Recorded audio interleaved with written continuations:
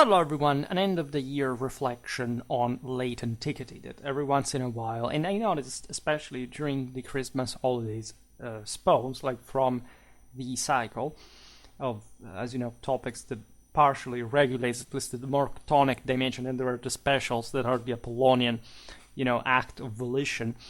However, an evergreen and also difficult topic because of its importance and complexity, and if anything, mostly from a cultural and historiographical point of view, right? This has been, especially in the last decades, one of the single most sort of rewritten, researched topics in history. Today's video is, as we will understand now, like an overall, let's say, reflection on all the issues that were sparked by at least this last reflections in a strictly historical perspective of our current times. That is to say, why did historiography fixate for so long, right, in this specific generations about this topic? And there are sort of sometimes very evident, very understandable reasons with parallelisms, or at least certain correspondences to our times in late antiquity, and others that are not obvious at all, and that I think have been fostered in part by the same internet, when not even more specifically YouTube culture. It's definitely not the first time that I address late antiquity in these critical and analytical terms, differently from many other times in history. Actually, I can't think of a more contentious era to describe.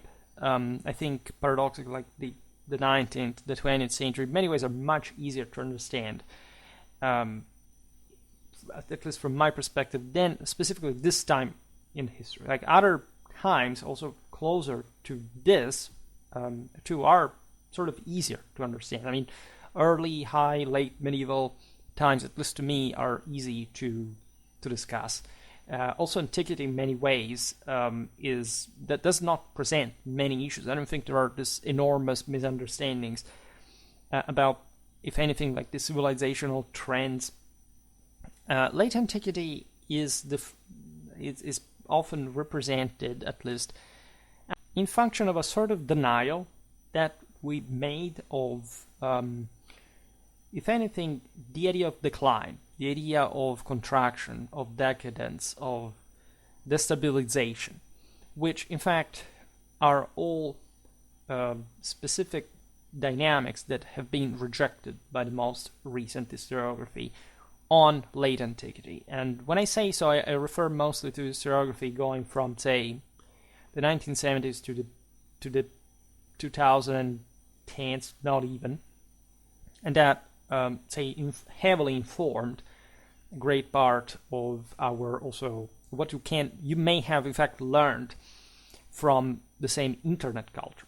I discover, especially through videos on late antiquity, that there are lots of, especially young people, which may include actually people as old as me, that literally have not developed any sensible historical culture, education, or background, but the one they sort of subsumed, they absorbed, they consumed from the internet, and more specifically YouTube, right? And many of them do not seem to be particularly aware that what they have heard, especially early on, like at the beginning of the 10th of the century, from mostly history groups, forums, etc., were largely a reflection of more or less that specific phase of historiographical inclination, let's put it in this way, and thus they have also been precluded a sort of more straightforward and sort of autonomous interpretation of the same era. And every time, I don't know about this video because, it's not about a scaramancy of some sort, but every time I notice that I made a video about late antiquity, I get more views than the average.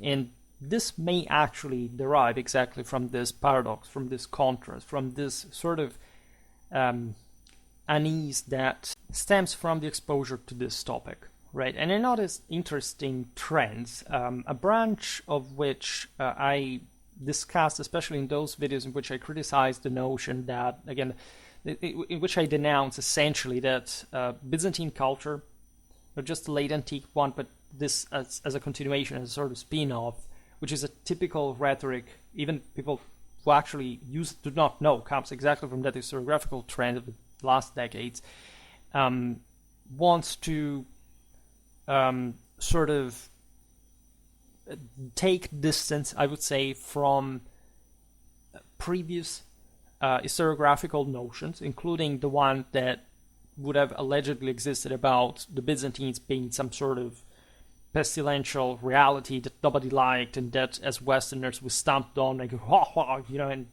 fooling the poor innocent people that wanted to learn history otherwise, and that transformed itself in a sort of nominalistic heresy, as they find it also in the title of one of my videos. Those things getting down exclusively to, like, not knowing literally anything about Byzantine history whatsoever, like also in its greatness and its beauty. And I actually like Byzantine history, regardless of all the criticism that mostly stems as a reaction to this, as we'll see now, politicized, essentially, inclination coming from historiography, but weirdly received by the vulgus, let's say, as some sort of, they lied to us. They history is not how we thought it was. These poor Byzantines those must be the most beautiful thing ever. We must make our entire understanding of the era of medieval history, whatever, just starting from that. Never mind, the West. The West is corrupt. It's immoral. What we did, we were barbarians. Well, there is this sort of typical self-sabotage stemming from mostly populistic, lesser people's psychology, like probably the one of superstition and paranoia shrinking into the defensive, giving up any kind of other. It's a dualistic heresy as well. It's Gnosticism, for that matter. Except they don't know that, right? And it's a very specific psychological attitude that, at the end of the day, creeps into this sort of roots, like of historical dialectics, at least at a vulgar but still sort of mass level.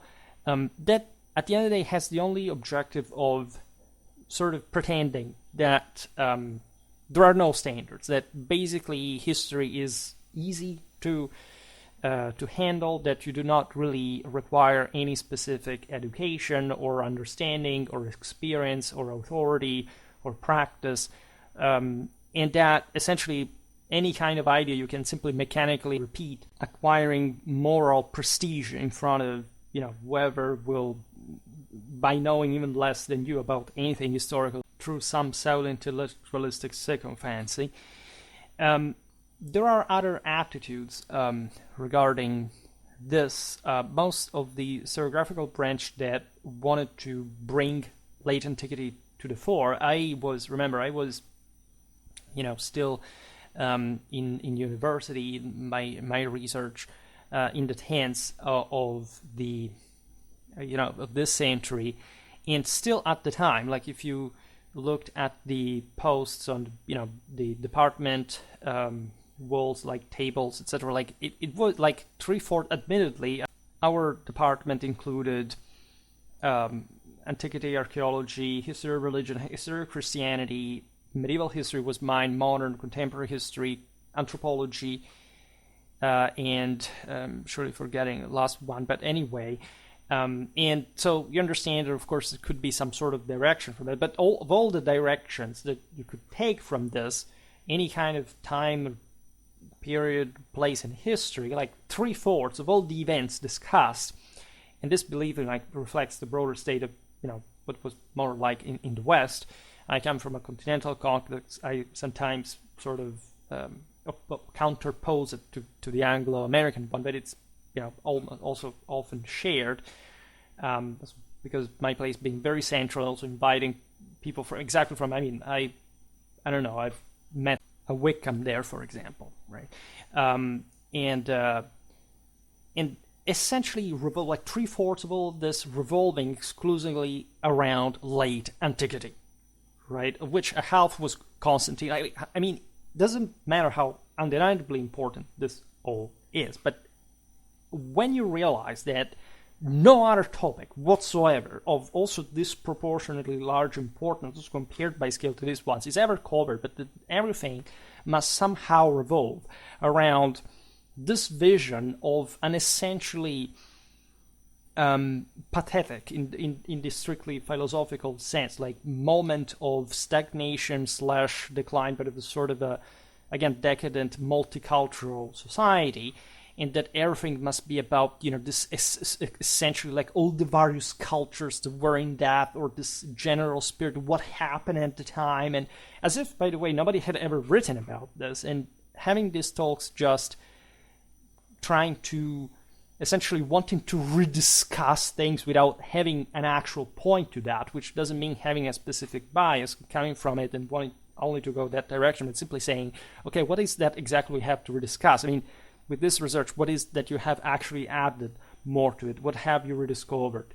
Whatever. There is always, of course, something to revise, to rewrite, to teach in a different way. People are admittedly and legitimately interested in different things in different periods and historical eras, but all of this seemingly wanted just to go in circle, and in order to remain stuck in this specific time in history without giving the proper due to any other, even to the same, in function, in fact, from the perspective of like other eras, right? Hardly, for example, as a medievalist, I've seen this late antique dimension being connected in that sense to an early medieval context. Like the professor would deal with late antiquity at large. I discovered they didn't know, well, of course, they didn't care about the Middle Ages, but in many ways, they didn't even care about, the early imperial period, for example. They didn't seem to know too much or that much, right? There is this sense also of depicting Christianity in some sort of almost a personal, or simply, what we know allegedly what Christianity is, but let's just treat this not in the merits of the content of the ideas or why they spread at the time, but just as a given datum, and let's just essentially make a list of things that happened from just a strictly, let's talk about persecutions. Let's focus on that, but let's not even ask ourselves why they exist or what was actually happening within Christianity in, for example, the support of the same empire, which is something that we heavily documented on Schwerpunkt during those same years, and or also after, like, for example, the Christian endorsement to the imperial ideology. All the Catholic dimension of this, all the imperial dimension of this was practically bypassed, right? And so it's just about culture and this emotionalistic time, that it's in a time that we need to rediscover because it's not being properly studied, really. Because it's not like late antiquity, but it's not studied up to a certain point. It's not just by taking, what was written in the 18th or the 19th century that you can actually eliminate, first of all, the great good that was written also in those, starting from those times, and also what has kept being written for generations and generations on it, in also more strictly critical, insightful, and complete, and at times also strictly evenemential, political, military ways that do not seem to have, it's essentially just a socio-cultural focus, right? Where also religion is treated as with, a bit of distance, a bit with gloves, like saying, yeah, we all know what kind of happened. Normally, like, at least the universities that have been, especially in the humanities, being leaning, but even more actually, at least where we come from the hard scientific side, in the hands of course, more liberal and not leftistic orientation, which is even interesting because at least where I come from, I must say that some of these professors were not bad per se, in spite of their political inclination. And so at least I had the luck of seeing like history first in many occasions, but still on tracks that, according to me, not even these scholars understood, having been mostly set for them in that kind of almost passivistic or just anti-political. I wouldn't even say idealistic, but strictly like, let's talk politics here, let's talk war, let's talk something more concrete about this here. Let's stop treating it as a sort of blob of late antiquity. That what does that even mean, right? What is that? That's actually one of the most interesting. It's not that I refuse to use the same term, but the question here is, what is that we are imagining here? Because it seems to me that late antiquity may be some sort of even worse definition or categorization of the same concept, Byzantine, in many ways. In the same ways, at least the latter was relatively criticized, especially in a very Manichaean way. But when we talk about late antiquity, you can understand, like, just for the same term Byzantine, what it came about, but there doesn't seem to be much discussion concerning why we felt as a civilization that we needed to overly focus by the disproportionate amount of publications in this very years on this period, almost again as a meeting ground. For example, lots of medievalists that I know had a lot of late antique education, differently from antiquists regarding the Middle Ages. And so for a long time, it seemed to me that we tended to overly concentrate the attention around this period. And of course, there are so many reasons for which you may want to do it, again, if it were proportionate to all many other historical periods. I, for example, I started more or less myself between Antiquity and the early Middle Ages, because I studied the migration era. My first thesis was exactly about that. My doctoral one shifted ever later in time towards, like, my master was on the 13th century, my PhD was on between the 13th, especially the first half of the 14th century. And I can say that there is none of the attention towards those times that are also incomparably bigger, right? Better documented, sort of more consequential, more sort of foundational in so many ways than that period, or at least they are of comparable scale. And you can't help realizing that even in that case, whoever studies them also does it with a very specific cut. It's mostly just about law, about institutions. It's never about politics or war, that have not really, even in some cases, been ever well studied ever. Like, I mean, late antiquity at least has been covered extensively by many people, right? There is hardly this notion that, again, we left this period behind and now we have to overtly concentrate on that. That's just a myth that people baited at just for making them feel more participating to this greater relativistic confusion, orchestrated to blend everything in to make you see that late antiquity as if there wasn't actually a real crisis, or like there wasn't a moral merit in what was going on. It was just gradual, progressive. Never mind, it was just the same thing. It was yes, it was different from before, but in between they didn't realize it was false, right? And false also because the authors of the time were quite clear about the wall. So it's a bit difficult to mystify unless you want to start, of course, making some political, cultural points regarding, I don't know, a bit the hypocrisy of whichever author or player existed at the time.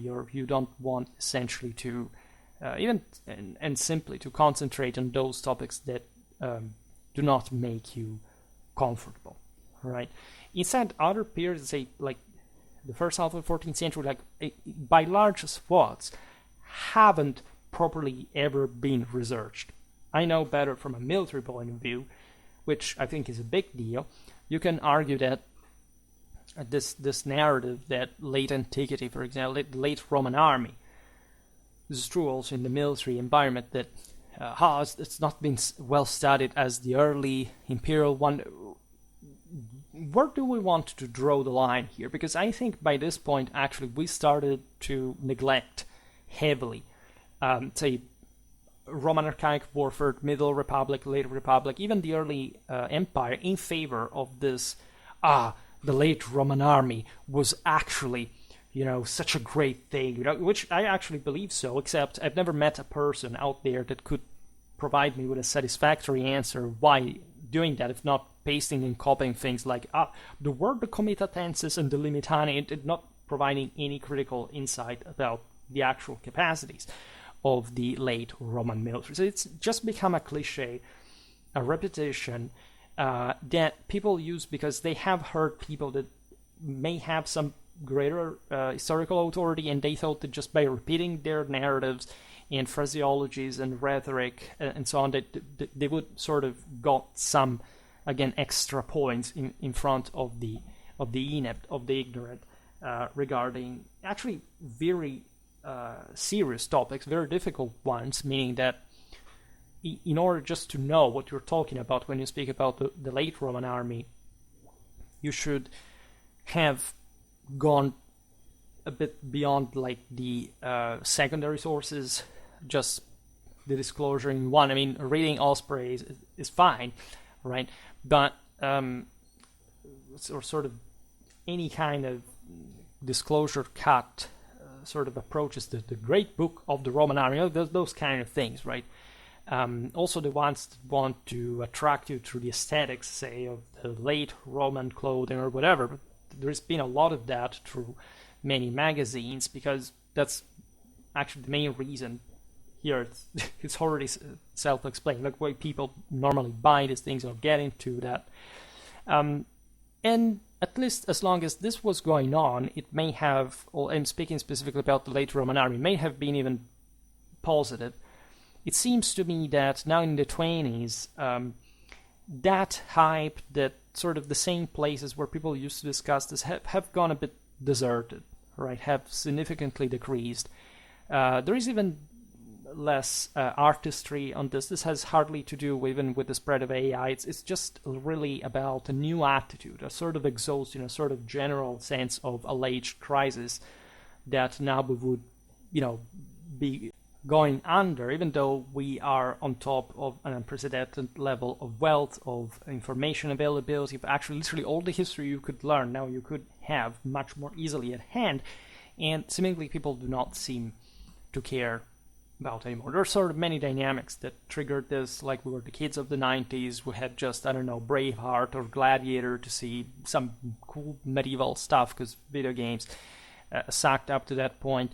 And so our sense of wanting to fill this gap, like to finally have to think of, this future coming, having the means of, playing actual battles or reading such in-depth books, it's still there, it's still within us, but we aged up, we manned up, and we don't sort of do that thing anymore. But in many ways, like even those who were transported by this at large did not really have any true historical commitment whatsoever. And all this would be relatively fine if we didn't arrive to this day where you actually browse the internet, even YouTube, and you realize that most of the topics that are covered often when we talk about late antiquity or other periods are often just like this, the same exact continuation of the same old rhetoric that is now very old, by the way, because we're talking about half a century ago when this first sort of concept about the crisis never happened. It's all different. It was all different cultures together. You can't really sort of think of a hierarchy or any kind of value of empire, of actual feudal, rigid domination of people or another. Even the barbarian invasions were just migrations, like this kind of attitude, right? And not just, right? Of course, if you talk with an average scholar, this is not like just a pushed Marxist that has to feed you with that. But the general sense that we would have allegedly been re-educated about how we should speak about late antiquity, and simultaneously not ever having known any kind of real historiography before this one that would have allegedly rewritten everything, because the scholars are kind of gods, especially like in the Anglo-American culture. That's the case. Like whatever the scholar says, it's the scholar is more important than the source even, right? Where I come from, it's completely the opposite. And aside from the fact that, of course, there are so many other reasons why late antiquity may be contentious. Think about religion, think about, in fact, this, the fall of a civilization, the sense of a major crisis, invasions, like there are deep, strong feelings about that. Think it from a national point of view, thinking about the general difficulty in explaining exactly how even through conflict you can get somewhere more positively foundational, it can bear fruits, depending, of course, like it's not like this invalidates what happened at a given time, in a given context. I personally think that the structuration of the Roman Empire was, of course, one of the greatest, say, global, universal, cosmic issues. Everybody was sucked into it. There is no scenario in which the barbarians were the winners. Nobody was a winner here. Right, everybody was brought under, and they tried as much as they could to preserve the system, and they were never fundamental like anybody else later, including modern or contemporary history, ever brought the world to that level of Catholic unity that the empire, since its foundation, and of course Catholic, I will say to provoke you a little bit once again, it's also a pre-Christian thing, obviously enough.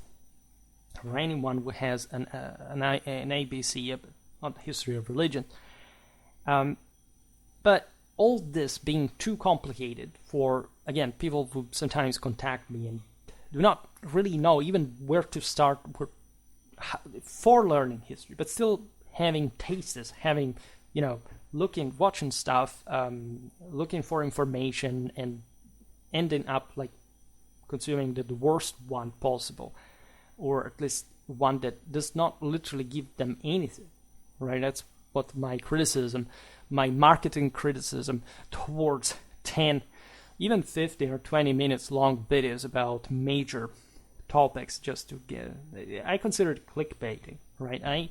Every time I sit here to make these videos, I consider clickbaiting just talking only for 2 hours on such a huge issue and never ending. And legitimately, some people say, but I don't have the time to listen to all of this. Well, it's not my problem, right? At least I don't consider it this way, because I earn from this anyway. And yes, I could earn more, but not in the sense that I'm more interested or in need of. And so my question is, I'm giving an opportunity here for reflection that I think is very much needed in this time in history. In many ways, I would tell you nothing irreparable has really happened in the last 20 years or so. Like, if you start thinking that there is something irreparable happening, you see, you can't even explain late antiquity, because the reason why civilization follows this path is not some external event that, again, the superstitious, paranoid person thinks it's what's happening when bad things happen to them, right? It's completely the opposite. I mean, everything bad that happens to you, it's exclusively your fault in a broader existential, metaphysical, retributive sense, right? Where's the limit that you draw in terms of your own personal responsibility regarding everything that may happen to you? It's always also other people's fault that make these things happen, but you have a control over other people, and if you don't, why don't you have them? Right? Why are you not a powerful leader? Why aren't your ideas functional in order to help change the world? Right? Why are you wasting your time instead of doing something more productive? This is not just Catholic doctrine in a nutshell, doctrine of works and faith, but the question is also, how do you actually think history for? Right? Do you have any? What is your motivating factor? We all know that we see history in ways that mostly tend to comfort our own worldview in many ways, and immediately through the paradigm that I just exposed, evidently the least you see history in these terms, and the most you can become objective about what this is actually all about, right? And it's difficult enough, right? Even as a historian, I'm not an antiquist, I'm not an expert about late antiquity, but I've been covering it over the years, and it's always interesting and fascinating to me, but I would like it to be framed correctly first, but also, say, for the sake of late antiquity itself, but more importantly, actually, I would like that every era was really framed exactly in its correct fashion, especially in relation to one another. Instead, I found lots of people that were also, especially the ones who come and criticize that I don't cite the Reddit liberal type, right? That thinks that, authority, for example, or competence do not matter unless you have like a stamp telling you mechanically that somebody said or certified for God knows which other authority rising back the chain that you are qualified to speak, which I obviously don't need, not just because I'm a doctor in my own discipline, but because I actually love, right, to provoke people in this terms. And one of say you see that the profile, the psychology of normally these people is containing among the various things praise, for example, for my work among these alleged negatives, because according to you, what is that they are pleased by? Because I'm a channel that talks about late antiquity, right? And this is strange because, first of all, I don't talk mostly about late antiquity. I don't go mostly toward that direction, but somehow, right, these are the people who will search for that, right? It's just like in the recent interview that I made with Veritas at Caritas that was not exactly of this kind. But for example, there I passed immediately for, you're the guy who makes migration era content. Do I? Because I think my migration era content is like 1/10 of the whole, right? And I specifically, again, specialize in another field. But for some reason, certain topics make more noise, right? YouTube itself has a corner in which it tells you literally how much they pay, more or less, a video through the ads, on the basis of which topic it is, right? If, for example, I had made not 1/10 but 10/10, like the entire production of Schwerpunkt video production on, say, the migration era, Germanic peoples, whatever, at this point it would probably have hundreds of thousands of subscribers, and everybody would know me just for that much more easily than anything I've done. I think, I'm not satisfied about most of my work. I wish always I would do that better, but I can say I'm really satisfied about a very few, but still pretty now good solid bulk of videos about also, and especially my field of specialization, because I'm an expert on those that are, again, of equal historical relevance and importance by scale to these other periods, if not more, as a matter of fact, also in strictly historical value and also disclosure capacity, like the fact that nobody really talks about this, but that may be a minus in then this propaganda, let's say, in the neutral meaning of the term across, say, the tube, but that nobody watches, and that I'm not even known for. You see, I don't mind that I have a relatively few subscribers for all the videos that I uploaded. That's fine. I know why that happens in general. But in part, it is, and this I dislike, because certain topics are willingly sensationalized and sort of marketed for a prejudice of some sort that does not render any justice to the actual historical value of the whole thing. Like, literally, people seem to be overly excited about periods like the migration era, late antiquity, that, I'm sorry to say, but they're actually much simpler periods in history. Like, it takes much less intelligence to learn well late antiquity or the migration era compared to, I don't know, the 13th century or the 14th century. It's obvious. If you have a basic idea of the availability of sources, but also the general size of the civilization of the time, you know that the obvious reason why, again, this popular approach is mostly favoring such topics is not just identity, it's the idea that you think that you are kind of those people, even though your ancestors would have spit in your face if they had seen you in 2024, how you live like. But it's this eternal delusion, a crisis of identity crisis of basically like personal worthlessness and so on. But more than that, it's also a strictly intellectual issue. Like it's the incapacity of understanding the actual value of historical topics in comparison, like in perspective with one another.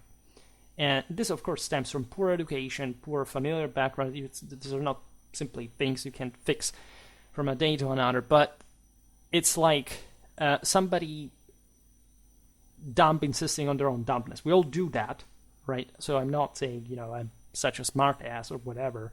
I just took a lot of time learning history, and I wish I knew it much better than I do because of all the time that I spent with that. It's always the same with me. The more you know, the more you realize how much you actually know, but also how much there is that you don't know, which the average person doesn't really do. And this is very self-limiting because, it's obvious that the person who doesn't know how much there is out there does not even bother themselves to think, oh my god, I know so few about this. But human beings are made to make sense of things, also chaos in general. And so there is always this understanding, as we were also as kids, that there was so much to know in depth, in this sense of, it's attractive to know things, right? It's alluring to think that there is something there that you can make your own and you can dominate. This means to be a man, really, and everybody pursues that. So it's also realistic to pretend that people are simply, dumb slobs that are really doing nothing with their lives. So that's the reason why I believe that all these offshoots of historical, I would say on YouTube it's mostly entertainment from the intention of the content creators mostly, but there is also something educational about it. I'm not sure whether my purpose is strictly educational in the sense that it's not just like I want to give you info, even though I do a lot, but I would like to show you how history makes sense if you actually listen to it. I mean, not to me, but listen to the actual history, to the process in which you make history, which is essentially what history really is, right?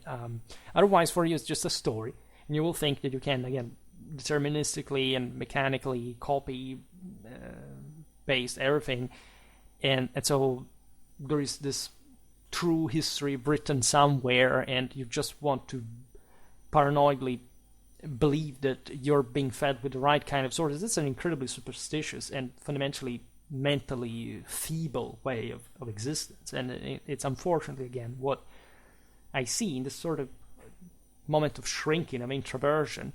Most people, like, pathetically believe it's to try to reassure themselves true, right? And it is incredibly painful to see. Human to human, it's really, like, terrible. And I would like with Schwerpunkt to have some sort of different attitude. So many of you, the courageous ones, let's say the patient ones, more than that arrived up to this point, will say, what will we talk about today? Well, probably a lot of things. I just don't know. Like, I could stop the video here just for the point. But of course, let's go, for example, through this. The assassination of Alexander Severus, for example. Like, let's put it in this way: the period that began in the year 235, and that ended more or less in, let's say, it depends, because late antiquity extends far, but also the crisis of the 3rd century in general, up to 284, right? Hell of a topic. We made, admittedly, a few videos about that. We will come back on it routinely and repeatedly. The idea of crisis, right? So normally the narrative today is we can no longer study the 3rd century crisis in the same way as it would have been done, say, in the mid-20th century. Because the notion is that, for example, this research advancements, as if people before us were stupid, fundamentally, just as a general as a general attitude from this new novel historiography. These advancements would have significantly transformed historians' understanding of this time. Oh yeah, I don't like this philosophy of history at all, right? This notion that now the new, fresher, more researched thing comes about, and now everything changes. Like, the others were wrong. Now we have another vision. Most of what I've seen personally, as a researcher, is the following: there's an overall relatively scanty understanding, but still, conventionally understandable and concrete and fundamentally correct understanding of what history was like, right? You may have missed, this is true, you may have missed some important dimensions, etc., but most of what this gets down to is people not having covered an area more than else. And this may have even been true regarding late antiquity, but through paradigms that were not just like, we haven't studied, the evenemential history of late antiquity, or we have not cared, or we have missed it along the way. Essentially, what this historiography really did was focusing, again, on the sense of identity, of culture, mostly in a multiculturalistic lens. Like this idea, you can't speak of, for example, of ethnicities in a defined way, right? In the 70s, they came up with saying, no, you do not say barbarian, you say Germanic. Oh, okay. And then other people came back and said, no, you can't say actually Germanic because there were other peoples like the Turks, the Iranians. So now it's barbarian once again. I mean, it's this sort of, yes, okay, you can make this point, but the question is this actual history? Or is this just linguistic labeling, or something that has actually nothing to do with even how these people perceive themselves, which frankly should be the only thing you should be thinking about. Not how you call them, but how they call themselves, which seems a much more interesting way of doing. But unfortunately, the kind of academia that pioneered this kind of period also tended to have this, again, dualistic, heretical, Manichaean, Gnostic approaches of the kind of, if there is no explicit evidence of how they call themselves, we cannot even try to think why, and how they would think of themselves. Whoa, like, slow down. So basically, like, you don't have explicit evidence. So, okay, that part of the history is crossed out. So you're not interested in thinking of how, admittedly, yes, there is not an explicit information about how these peoples would see themselves, but say if you study a bit their political, military, social history, material culture, general, onomastics, comparative, their relation with other people, so I think we can get a pretty concrete understanding of how they saw themselves and how they would have lived. Like, there's this kind of relativistic approach to, you may never know, you should just stick to the written sources, or at least, to archaeology sometimes too. But archaeology also opening this other more materialistic superstition that you can't make without documentary evidence, because archaeology will tell you everything. And of course, archaeology doesn't tell us practically absolutely anything.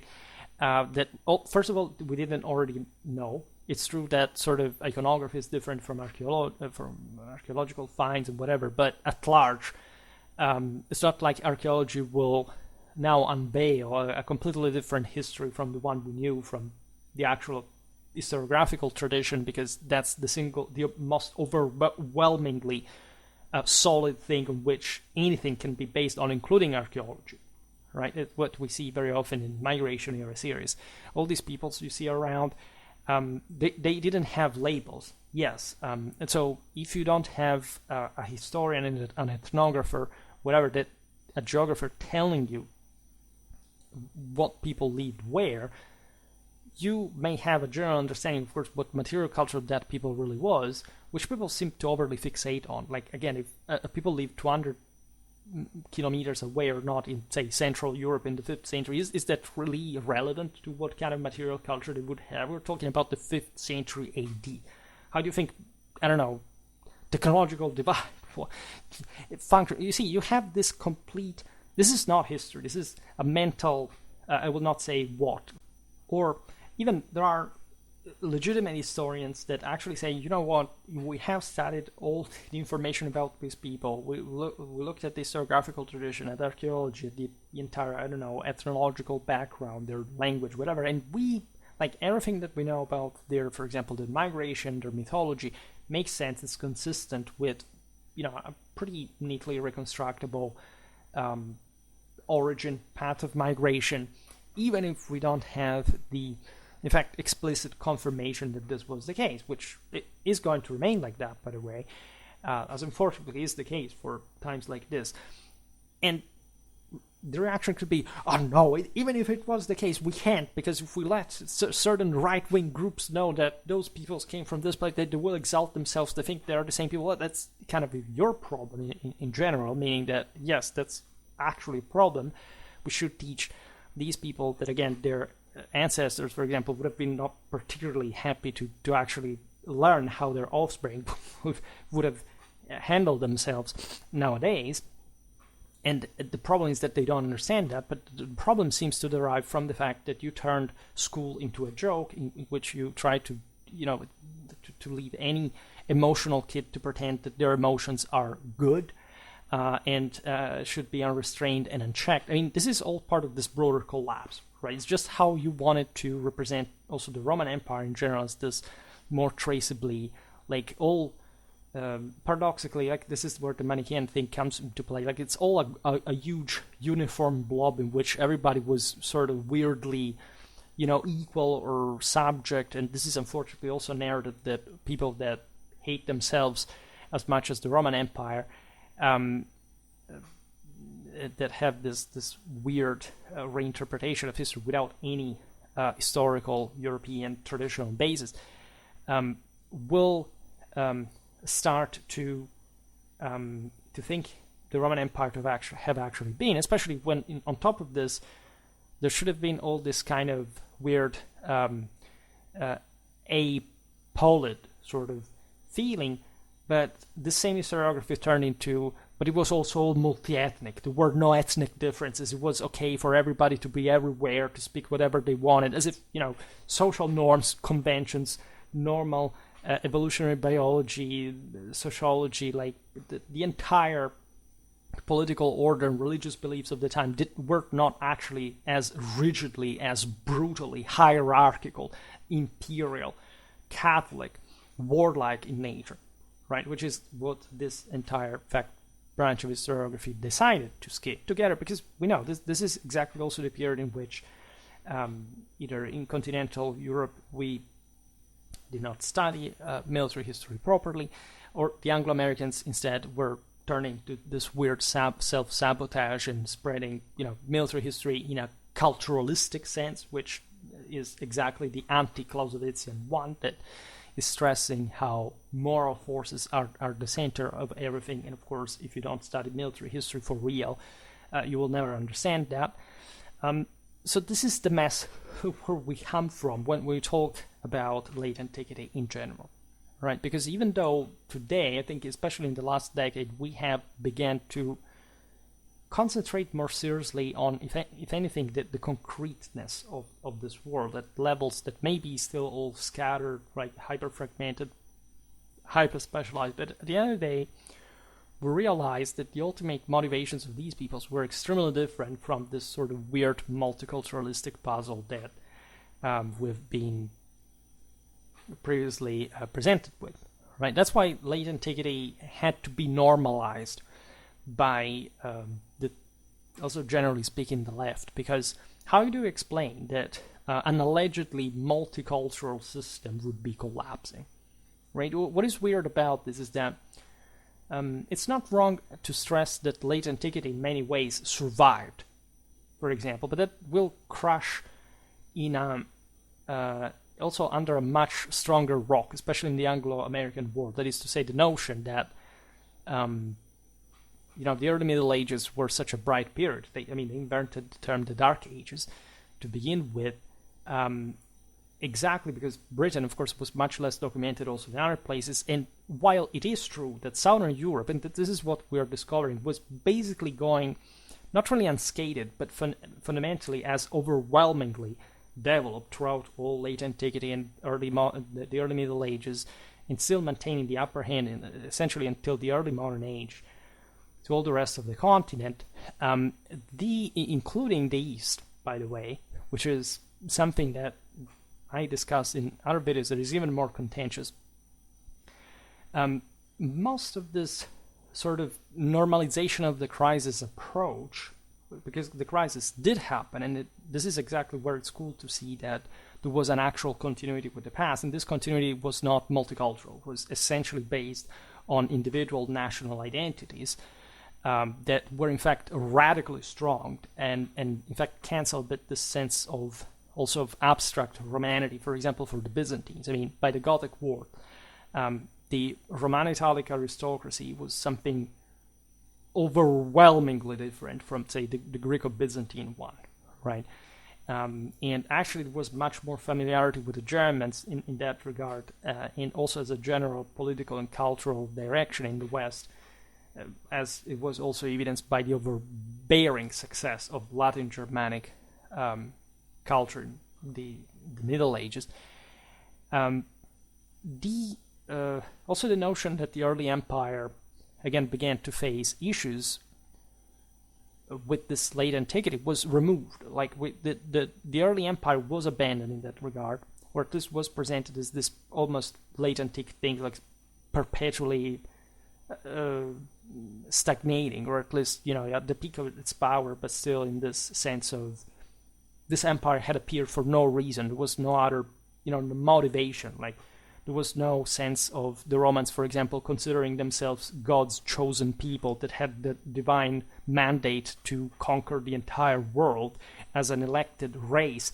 Never mind that. No, it must be this weird stagnating multicultural melange, because otherwise we will make somebody upset, right?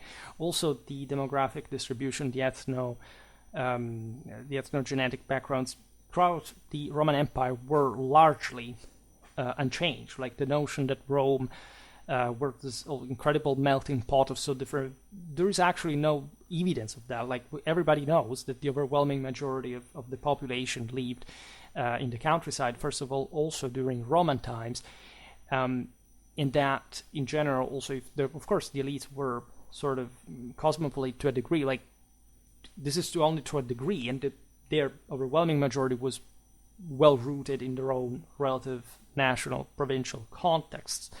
And so all a set of weird narratives that, in my opinion, like mostly brought to the necessity of normalizing, again, this sense of crisis that was happening in late antiquity. Naturally, you can go on by saying, of course, the system was stable. It is true. Like if you look at the Roman Empire throughout all this period, say between the 3rd to the 6th century, you can't really say that there was a radical collapse in the fundamentals and in the essentials of what kept it together. Late antiquity, for example, went on also after 476. It went on beautifully, for example, under the Ostrogoths, right, where in Italy, as we've seen very much, like the Romans kept ruling essentially as they had always done, and the Ostrogoths were the army of the situation, and everything was fine until the Gothic War arrived, or more or less was fine. Of course, this is not to say there hadn't been invasions, there hadn't been the sacks of Rome, there hadn't been major moral issues, but again, even that religious perspective was crossed a bit out, and so it's paradoxical how this late antiquity was so hyper positively depicted, even when pointing out, for example, from a social point of view, that there was a more oligarchic system, etc., to the, let's say, to the later Middle Ages, to the barbarity, to this revisitation also of national identities, of actual religious beliefs. Just think about, I don't know, the Romans ruling over normally like the Levant, right? As a general approach, everything's fine, right? Nobody complains about the Roman, rightfully, because that's actually a very good thing that the Europeans conquered, say, Syria, Palestine, Egypt, etc. think about the actual attitude instead.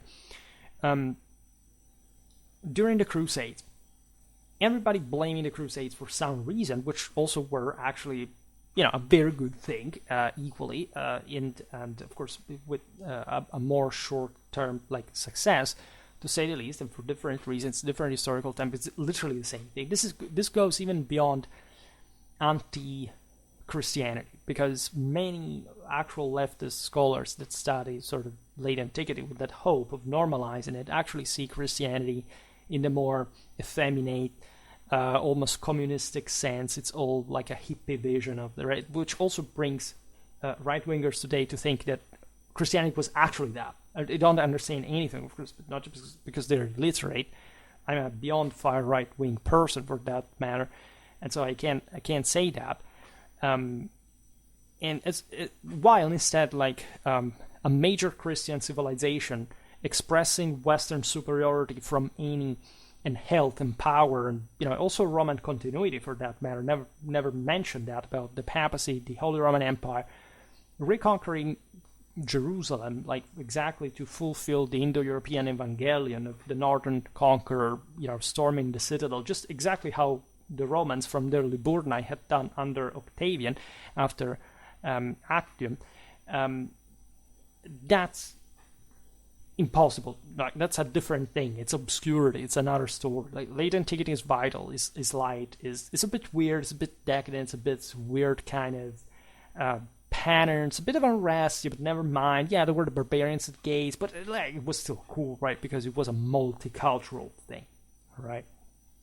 This is the attitude fundamentally that seems really to have overwhelmingly dominated. It's sort of almost censored all the other interpretation. Again, the same over-insistence on the Byzantinity, the Romanity of the Byzantines, the fact that these were the true heirs of Rome that nobody studied and we must cry about all their life. Why don't you realize that this is just an anti-Western rhetoric, right? That the West overwhelmed both the Byzantine and the Arab civilizations in the Mediterranean, and that there was a very specific reason why that happened, including the fact that they were under a Roman Catholic Church, by the way, right, crushing basically all this, underdeveloped fringe of Europe, like in the East, in the Balkans. We cannot hide behind this anymore, right? My channel is like everything you hear here is largely the fruit of this readjustment that I personally did by myself. I didn't need to study this. I studied the actual text. I studied the actual rhetoric used here. I studied also. I heard of criticism, etc. But all of this I've done by myself. It's a trait of my personality. I always do things on my own.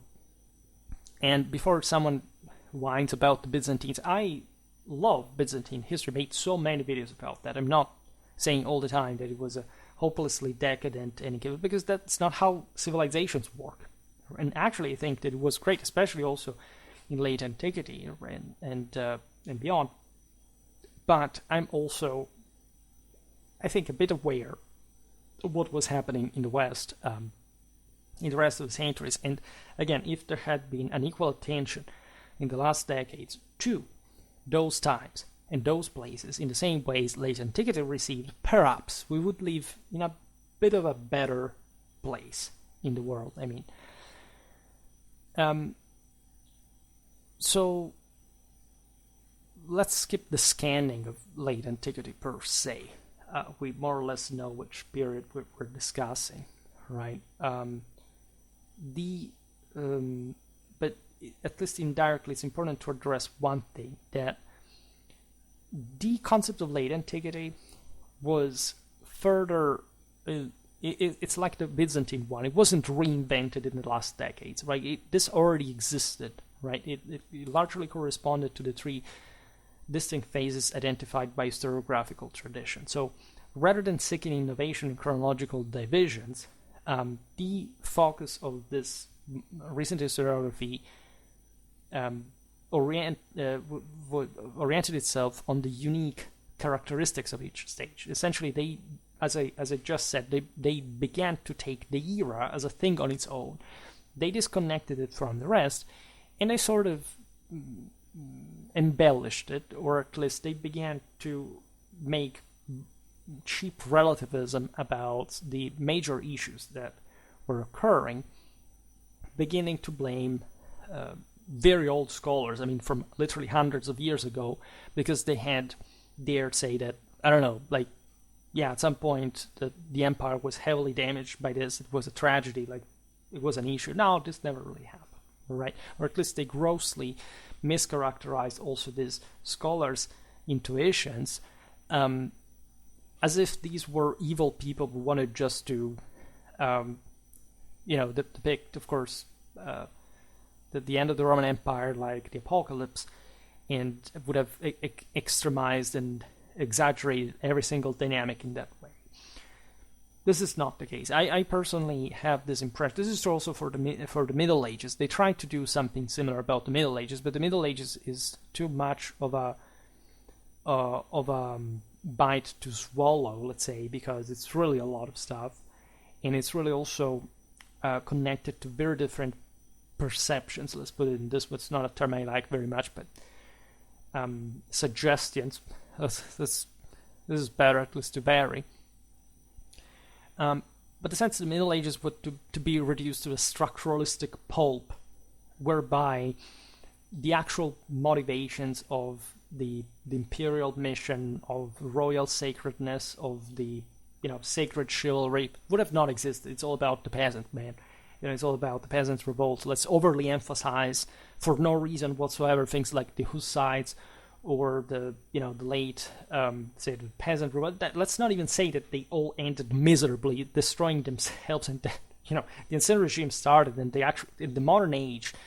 And what people call like the scientific revolution actually started during the peak of the ancient regime. Never mind that. Like, it's a complete reversal of history. And unfortunately, many also conservatives believe that. I mean, there are so many conservatives who actually believe that before the Enlightenment, the world sucked in a way, and that somebody woke up in the morning like in 1700 and decided like that to do science, and so now we have planes and skyscrapers and smartphones and whatever. Like, that's not really the thing. Even if you have superficially an understanding how much 18th century philosophy is essentially a re-edition of also the much better, more interesting 17th century one, you would immediately know that. But this is exactly the problem, like the lack of actual culture, the lack, I would say, from a strictly historical point of view, like the lack of the notion of causality, right? This, in fact, this heretical obsession for scanning periods and detaching them from one another, right? I'm personally horrified by, I follow a lot of American conservative political commentaries, and I'm utterly appalled at the complete lack of any trace of historical awareness that doesn't go beyond 200 years and just the boundaries, the confines of their country, right? That this is like the most famous historian in the circle is Tucker Carlson. This is literally the actual reality, and I would like to stress like how much of this is the actual consequence of the leftization of the right, right? The right essentially uses terminology. I never do it, for example. For example, most of the so-called capitalistic vocabulary, including the term capitalist, is notoriously of communist, Marxist creation, exactly to indicate who they have to steal money from. But somehow now it's a form of identity or pride, right? This is the level of subnormal, anti-traditional, pure illiteracy that we live into. It's something incredibly shocking from just, again, a conventionally historical perspective, at least one that once was conventionally historical in nature, right?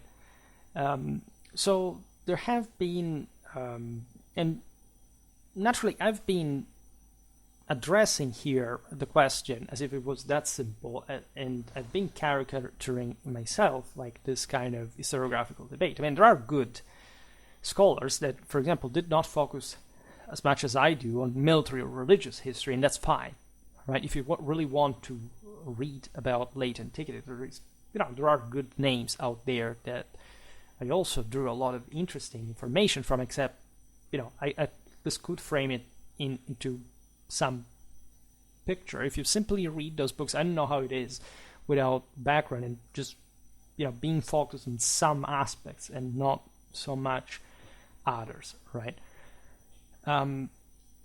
It's good also to stress some form of continuity and stability and power and concreteness of this empire. This empire was huge. Like, the centrality of the Roman Empire throughout between the 3rd and 6th century was not matched by any other power.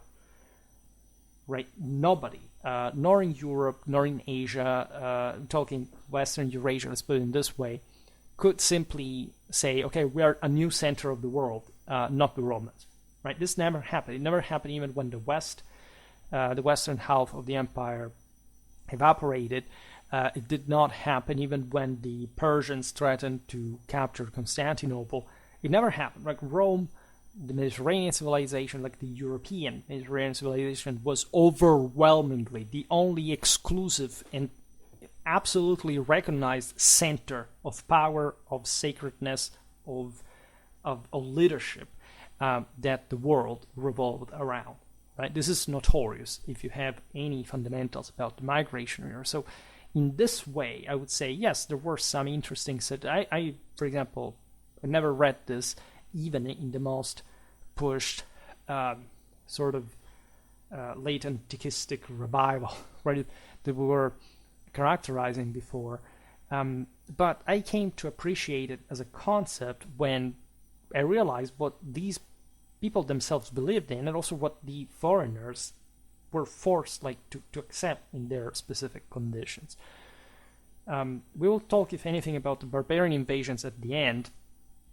And that I have I managed myself to, of course, confer a very positive, actually to find, not confer from my standpoint, but to find in the depths of its meaning, a very positive value to, for example, the Latin Germanic connubium.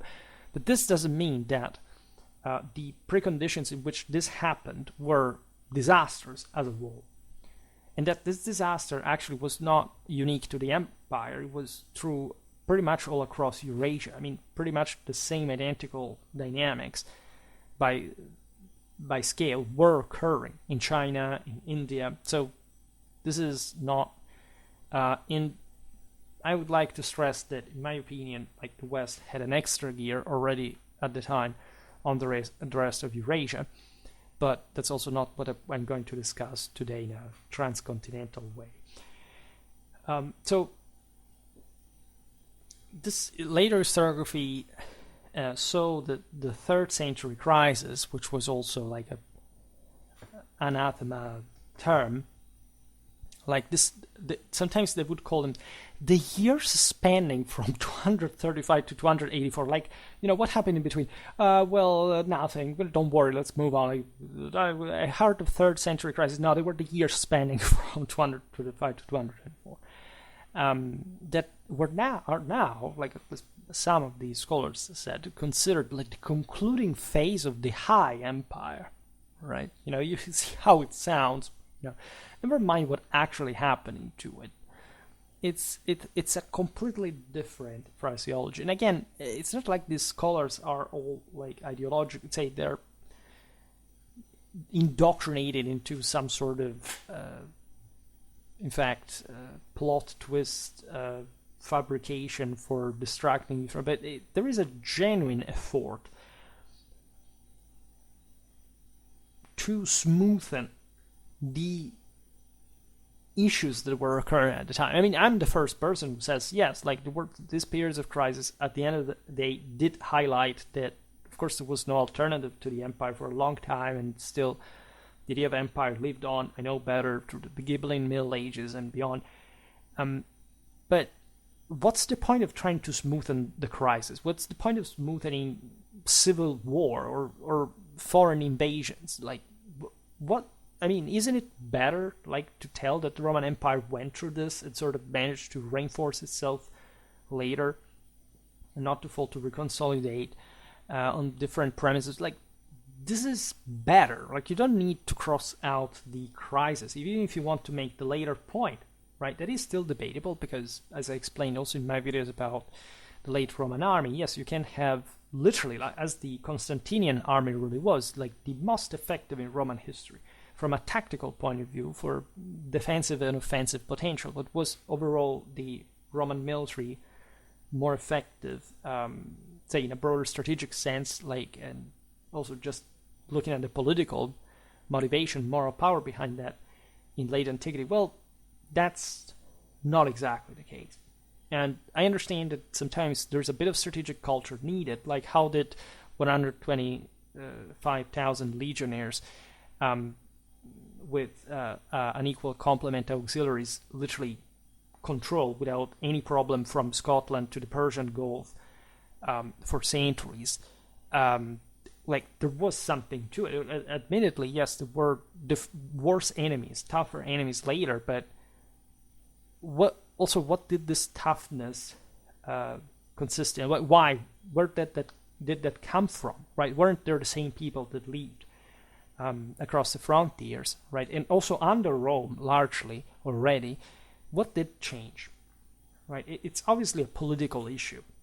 It's also a religious issue that you must explain, right? If you make the point that late antiquity was just a moment of fundamental stability, and it was just like a bit like before, and you just want to, mix waters a little bit so that you can easily relativize everything. Like, what's the meaning of history at this point at all? Like, what's the point? Like, how much do you love this period, not wanting to actually give the answer?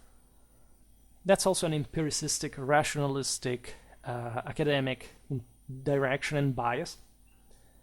It stemmed from dynamics that didn't even presumably have to do with particular curiosity or lack of curiosity in history. It's how the academia evolved, how, publications were carried out. There are lots of issues that you can't just blame on, say, the strictly historical work. In many cases, was really good. Except it also lacked the means to reconnect the world to offer a comprehensive explanation, which I think is even more evident when you have so much published on the period without actually gaining, say, like an overall sort of unified view of the world. Like, not necessarily meaning that every historian has to agree on the picture, but that has at least given you more certainties than before. No. Right? It doesn't seem to have actually been a comprehensive, better understanding of late antiquity in the world as a result of this research, in my opinion. It may have happened in knowing, say, having more people knowing what late antiquity more or less was, but let's say to give it an historical validity or quality or general usefulness, you must go much more far, right? And that's why the notion, again, of I will prefer the Byzantines over everything else spread so easily, because it was, again, a way to an alibi to distance yourself from any historical understanding or effort or fatigue or whatever, like, because that's what it takes in order to make history to begin with. And so there is also this weird separation. Like, crisis is recognized. Like, it's not that this historiography denied that there were issues, right, during, especially between 235 to 284. But even in its approach, they usually phrase that there was a multitude of severe crises impacting all facets of public life, including politics, defense, economy, society, in collective mentalities. You see how the phraseology, severe crises, plural, right? Where is a holistic view of the world, which is the same one that the Romans believed in the uniqueness of the empire and of a single world rule, right? No, we can't really explain, because you see, it's different crises that were, hit in different parts, but there's already this structuralistic destructuration of what seen by definition as the fundamental and absolute and total principle of Roman theology as unity, right?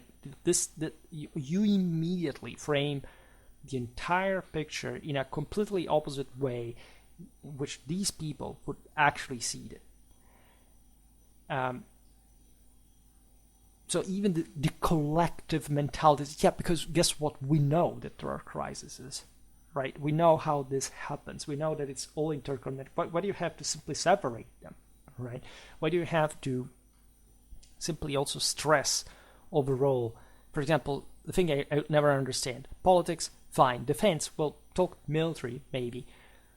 Economy and society, why don't you put everything into society, economically wise? Why do you have to single out economy and not talk about something else, right? I know that economy is all one with the rest. This is exactly the point, but sorry if I'm a Clausewitzian. To me, there is politics, war, in society, and the rest is just, if anything, like another layer of this single element. So there is no order in this general general method of analysis, in my opinion. We overly emphasized aspects that we should have not overly emphasized. There are entire channels on YouTube devoted to the essentially exclusive economical explanation of how the Roman Empire declined, right? It's not politics or beliefs. It's warfare and specific, again, also social reasons why this happened. But it's just economical. It was inflation, man. Why does inflation happen? Right? You can't explain everything with economy. This is just one indicator, right? It still is done by people, right? If you think that this system for some reason had to fall, or there was some pre-arranged deterministic reason why it would have to do it in the way it did, I don't think that you followed closely, even in fact the same crisis, right? Because if you know what kind of, feats the Illyrian emperors, for example, managed to pull off, you can't quite say, oh, well, this was just inflation, man. That's why it happened in a word or not. Economy, remember, that's the devil speaking, right? It's your conviction that you're just. Basically, that's the Marxist belief that humanity is subordinated to the means of production, right? Always remember that. And it's full of structuralists that want to give you the quick answer why the empire fell. And the truth is that just a bunch of lazy asses who never studied political history or military history and do not know what they're talking about.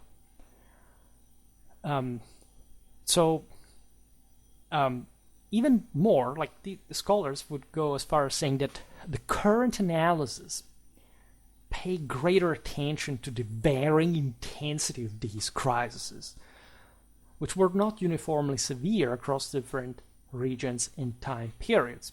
Well, thanks my eyes, right? What do you think that happened? Like, it was a crisis that kicked in, and this, what kind of uniformly flattened the empire? Can you, because this is what I really can't stand. These statements are made as if anyone before actually stressed or even truly believed or wrote that there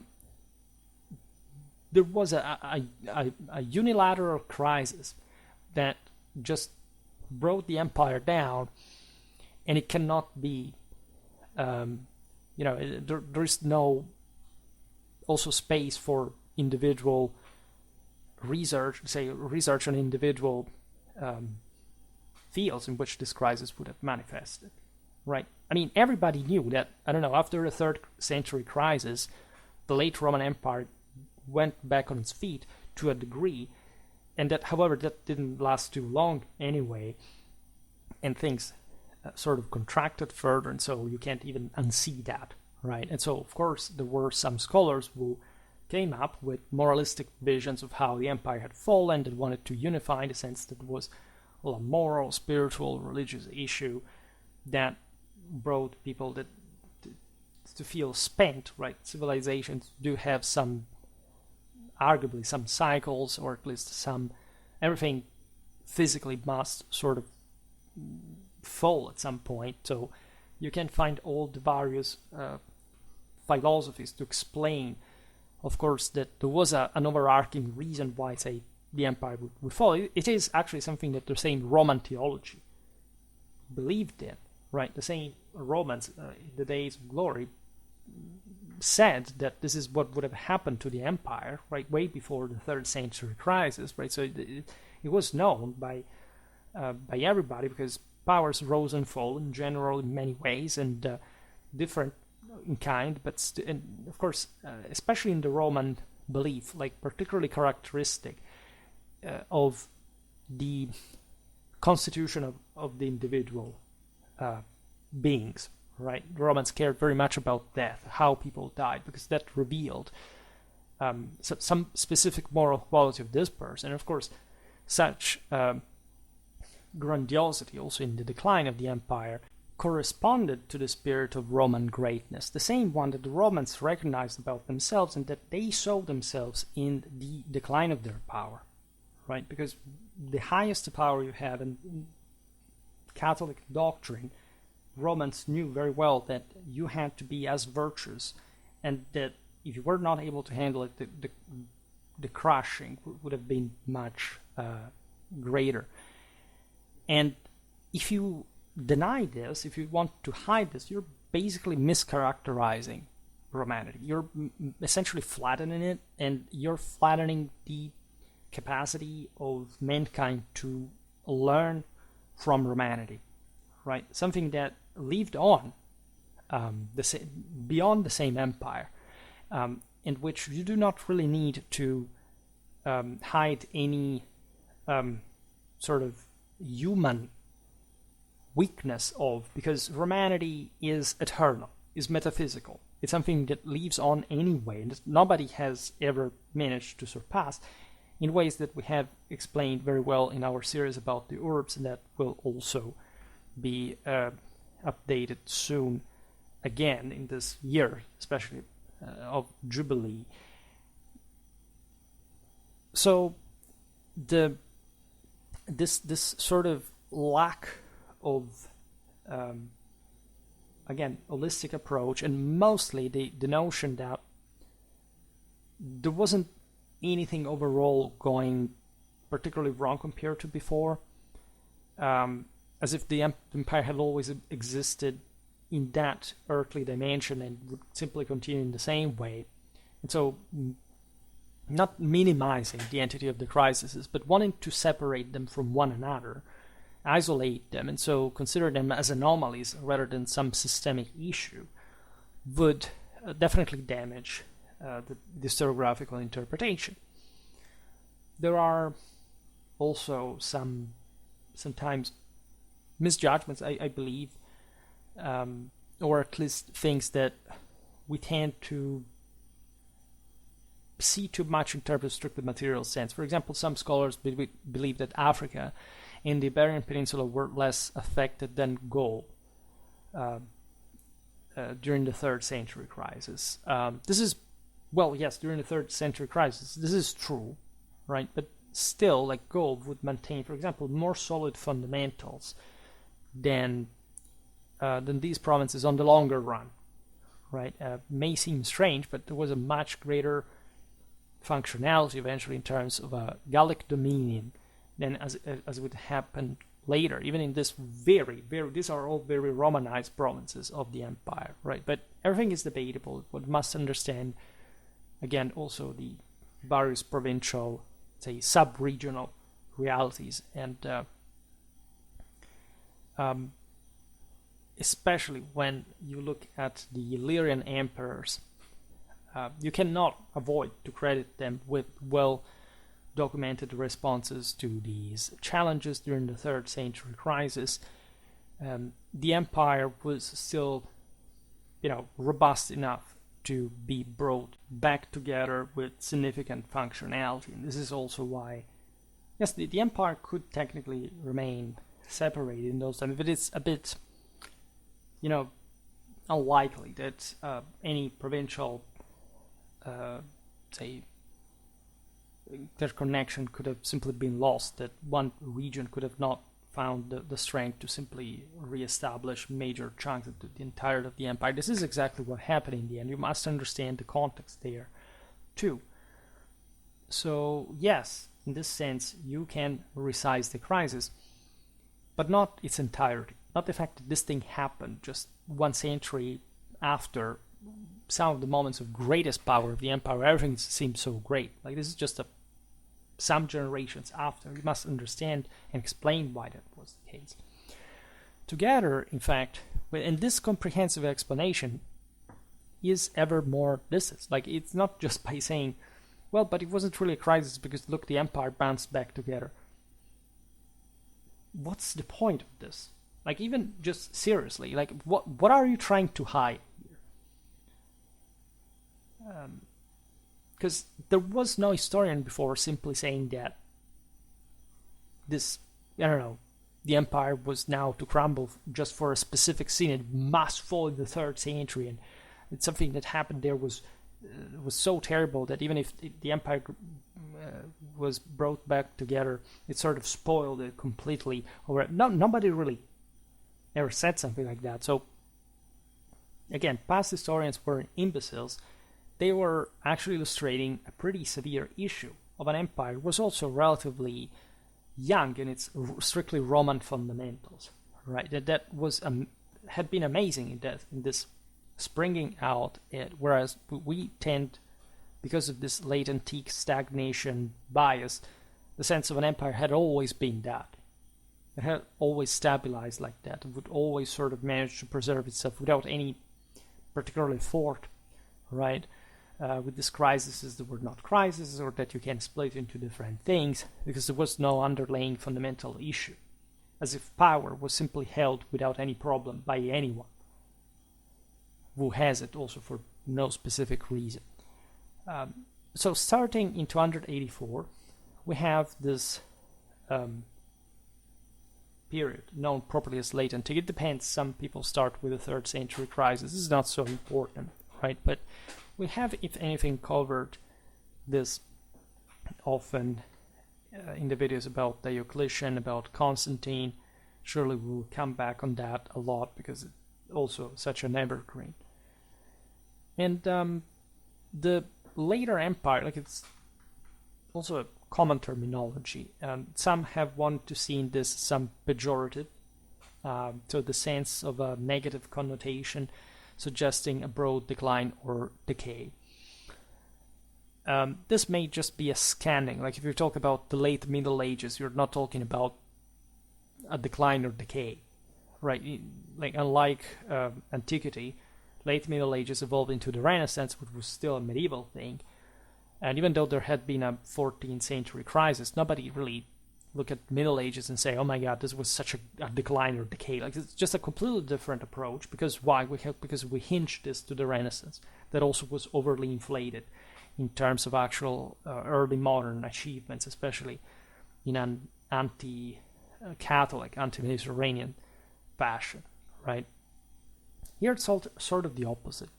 In sort of, again, you understand, in fact, why these ideas often stem from different political backgrounds and manifested themselves in different times, in different historiographical branches, right? This is very important to recognize. So these modern scholars highlight the revival that occurred across various sectors. Once again, this terminology.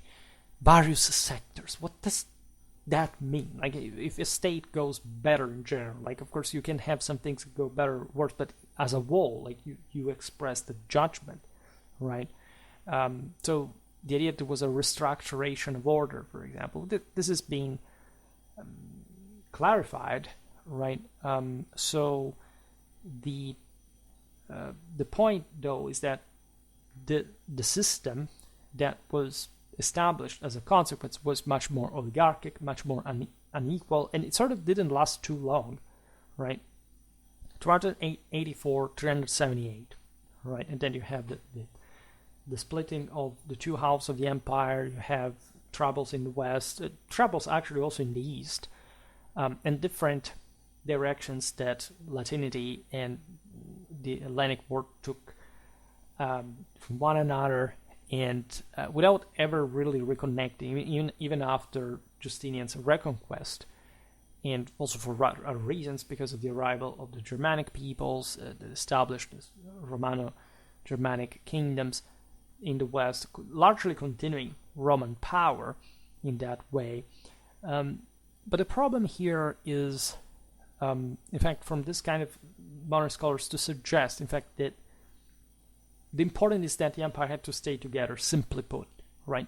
Why things were were changing, had needed even this reorganization, this restructuration at the foundations at the root, is not too important after all. Some academics now prefer the term late antiquity over later empire, right? Not to hurt the sensitivities of, the empire, because if you call it later empire, such a terrible thing, you literally, we have arrived to this point. I use the term late antiquity because I consider it as a broader term within the empire, and I sort of embrace the same sense that the empire lasted longer, but in that sense, I also use the term later empire because it's sort of the same thing. I use the antiquity appellative just to stress a bit of more like the cultural side of the story, like understanding that there is the spirit that it has also been understood historiographically in that Quaservum and mostly sort of proto or directly Byzantine realities, and so late antiquity as a style, as an aesthetics, as a worldview, as an architecture, or the else. And if I have to talk about the empire, talk about the empire, and I would say in the later Roman Empire, because I also understand it as a sort of in a political sense. In fact, late antiquity, this is the main reason why I use it also, is that it goes beyond the boundaries of the empire, right? You have late antiquity, as we were saying before, continuing in Gaul, in Italy, in Spain, even when the empire was not there. And I mostly also refer to that in that sense in a political and social order, like the major late Roman oligarchic latifundium, this sense of a much more heavily stratified and hierarchical society, all the demographic and agricultural shortcomings, the deurbanization, or at least general decline of infrastructure, like this, all that sort of change properly in the cultural approach with the elites that are sort of ever more in control of representation. You can intend this in many ways, respect, say, in parallel to the later empire, the lower empire, however you want to call it, right? But again, this had in fact kicked in as a reality that was not quite there before the 3rd century crisis, or even just before that, because it's not like the crisis happened for no reason or some external accident, all right? This is the reason why the Roman state underwent reorganization, with political power, military forces, and institutions presenting, in a sense, a rejuvenated image characterized by, for example, a more sacrosanct and personal monarchy than in prior centuries. This is also something that had started happening in Roman history, that had taken an ever more monarchic direction, and that now was sort of overly emphasizing its divinity, which in form, like in appearance, which of course is directly proportional to the actual lack of power in many ways. This is not true all the time in a directly proportional way, because there were very powerful emperors who sort of also deserved that greatness. But you see some labels, some characterizations that were eventually jarring with the sometimes just the reign of an usurper who would rule for a couple of years from a province, having been brought up and then down by his own troops, rather than so the whole empire, whatever.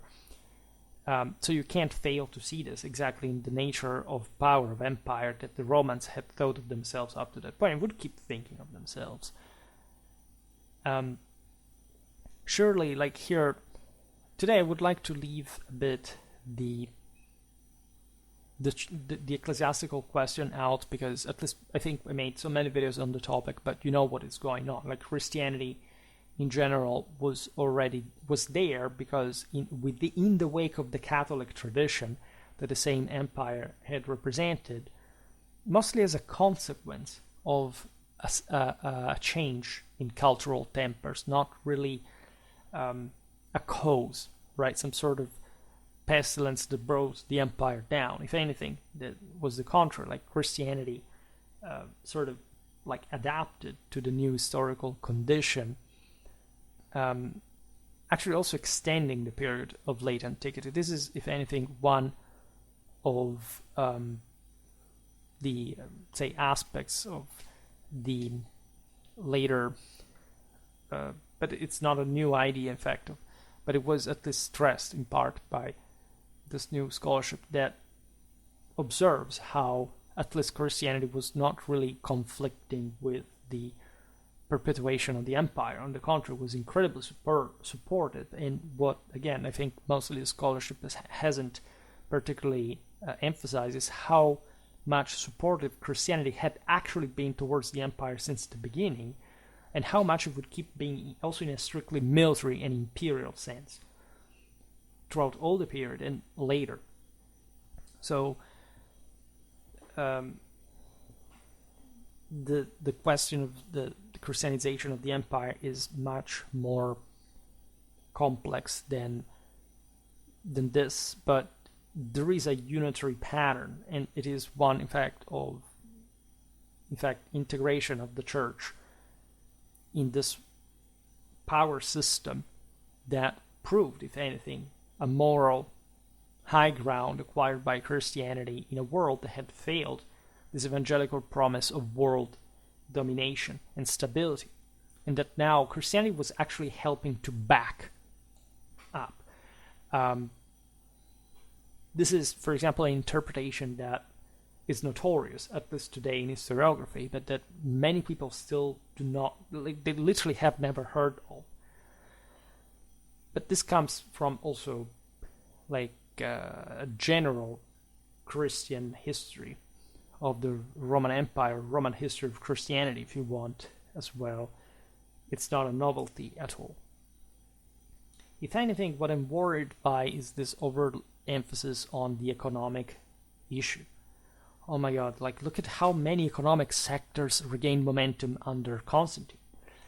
Well, some had really never lost it. Some were just really continuing how they had always gone. And of course, if an empire shifts its balance towards another direction, there are some local. Look at what happened to Byzantium in turning to Constantinople. Of course, you can make the case from that standpoint that, oh my god, such a splendid thing, such a big one. Indeed, right? I'm not denying that, but the question is also what was happening all around, and what was Constantinople founded for exactly? Because if you know the rest of Byzantine history, you realize that basically Constantinople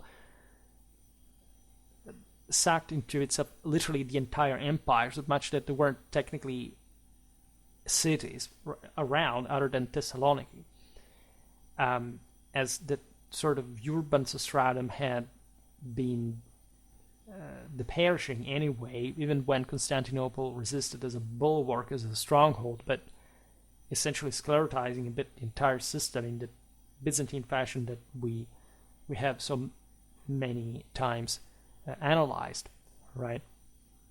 In fact, you can't hide this. The social disparities became more pronounced without, yes, causing major upheavals, but also because the shift of the empire in the East was also happening among peoples that had more habituated to autocratic rules from much longer time, like from kings, pharaohs, and the same Roman conquerors that had already found that situation.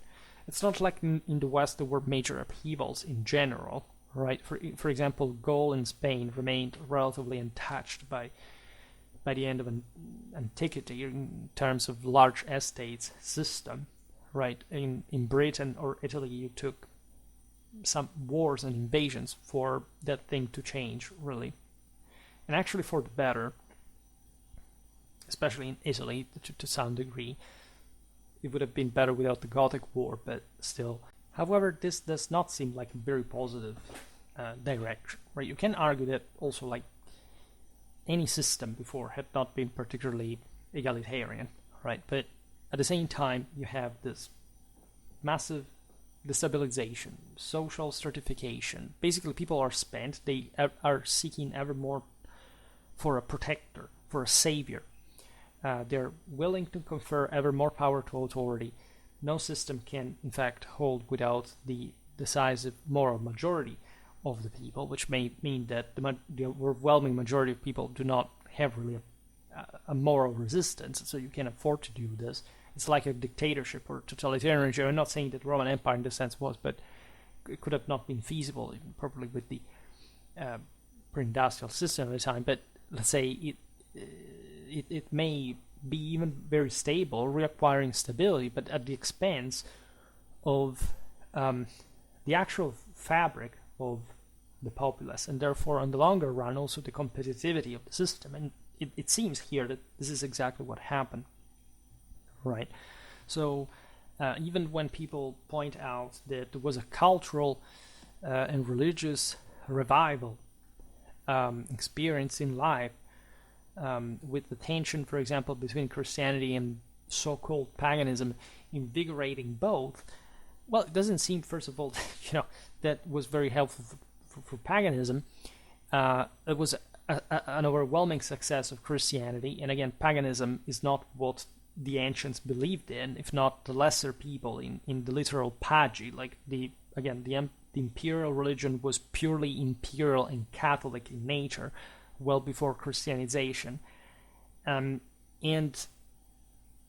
as such, like what is that experience as a revival? For example, elite products, because this is literally what Byzantine history becomes. Like, we all see what the elite produces, and it produces pretty good stuff. Byzantine art is amazing, jewelry, manuscripts, pure elite, great. But then, how did all the rest of the people really live at the time? How did this make the system really strong or effective? Demographic shrinking, economical decline, less manpower, less labor force, barbarians at the gates, depopulated areas. Like, you can't that have to be abandoned or basically left to those federati / summacoi, and so what, right? So yes, there is this revival, of course, especially here we're talking about the Constantinian era. So if we go from the 80s of the 3rd to the 70s of the 4th century, like this big system. See, we mostly always focus on Constantinople and on the Constantinian legacy. When, notice that, right? It's not like we talk, oh my God, how much of our revival there was in Gaul at the time. We're talking essentially Constantinople, the East. Look at how beautiful. Yeah, okay, but what about the wall? Can you deny that there was an actual decline, a shrinking in absolute power? As a military history channel, at some point we will have to deal with the vexata question of the how many soldiers existed in the Roman Empire before and after, say, the 3rd century crisis. And we have observed that there is an elitization process in that. There are lots of troops, even more than before. There is an increased militarization, need for defense of the homeland. But this happens because you avoid, for example, in many cases, literally levying people you just leave them defending their own farms, and that doesn't really make a professional soldier. And then you have these mobile armies that are very good. They're pretty darn good. I mean, Constantinian armies, as I said before, were literal ass kickers. But how much did they cost, and how much capacity to simply replace them there was? Indeed, some issues have been increased. For example, after Adrianople, in the span of 10 years, the Romans had all the soldiers that they really wanted, including the Goths, by the way. The barbarization of the Roman army in many ways is a bit of a myth, or at least as long as there was a Roman state, there was also an excellent Roman army. That is true. But still, that is not just the simple sample that you can extrapolate from. When a state is functionally there, you have to understand where, how, and why a state is functionally there was not there anymore. And you can't play games when describing what happened, right? Everything, by the way, corresponds, right? There is no need to simply... It's good to talk about it. It's good to revive. I hope there is going to be more research on late antiquity, as there is going to be anyway. But we should recover a bit more of concreteness in here. It's a system that lasts basically a century, right? The Augustan one had lasted for basically 300, right? So how do we explain what happened here, right? And then between the 70s of the 4th century and say the beginning of the 5th, you have a divergence in paths that is also not very reassuring, which distinguishes especially the East from the West. In the West, and also the scholarship recognizes, because in many ways can say, oh, but the Latin West with those Germans really brought the Romans in the Dark Ages. What a shame, what a pity.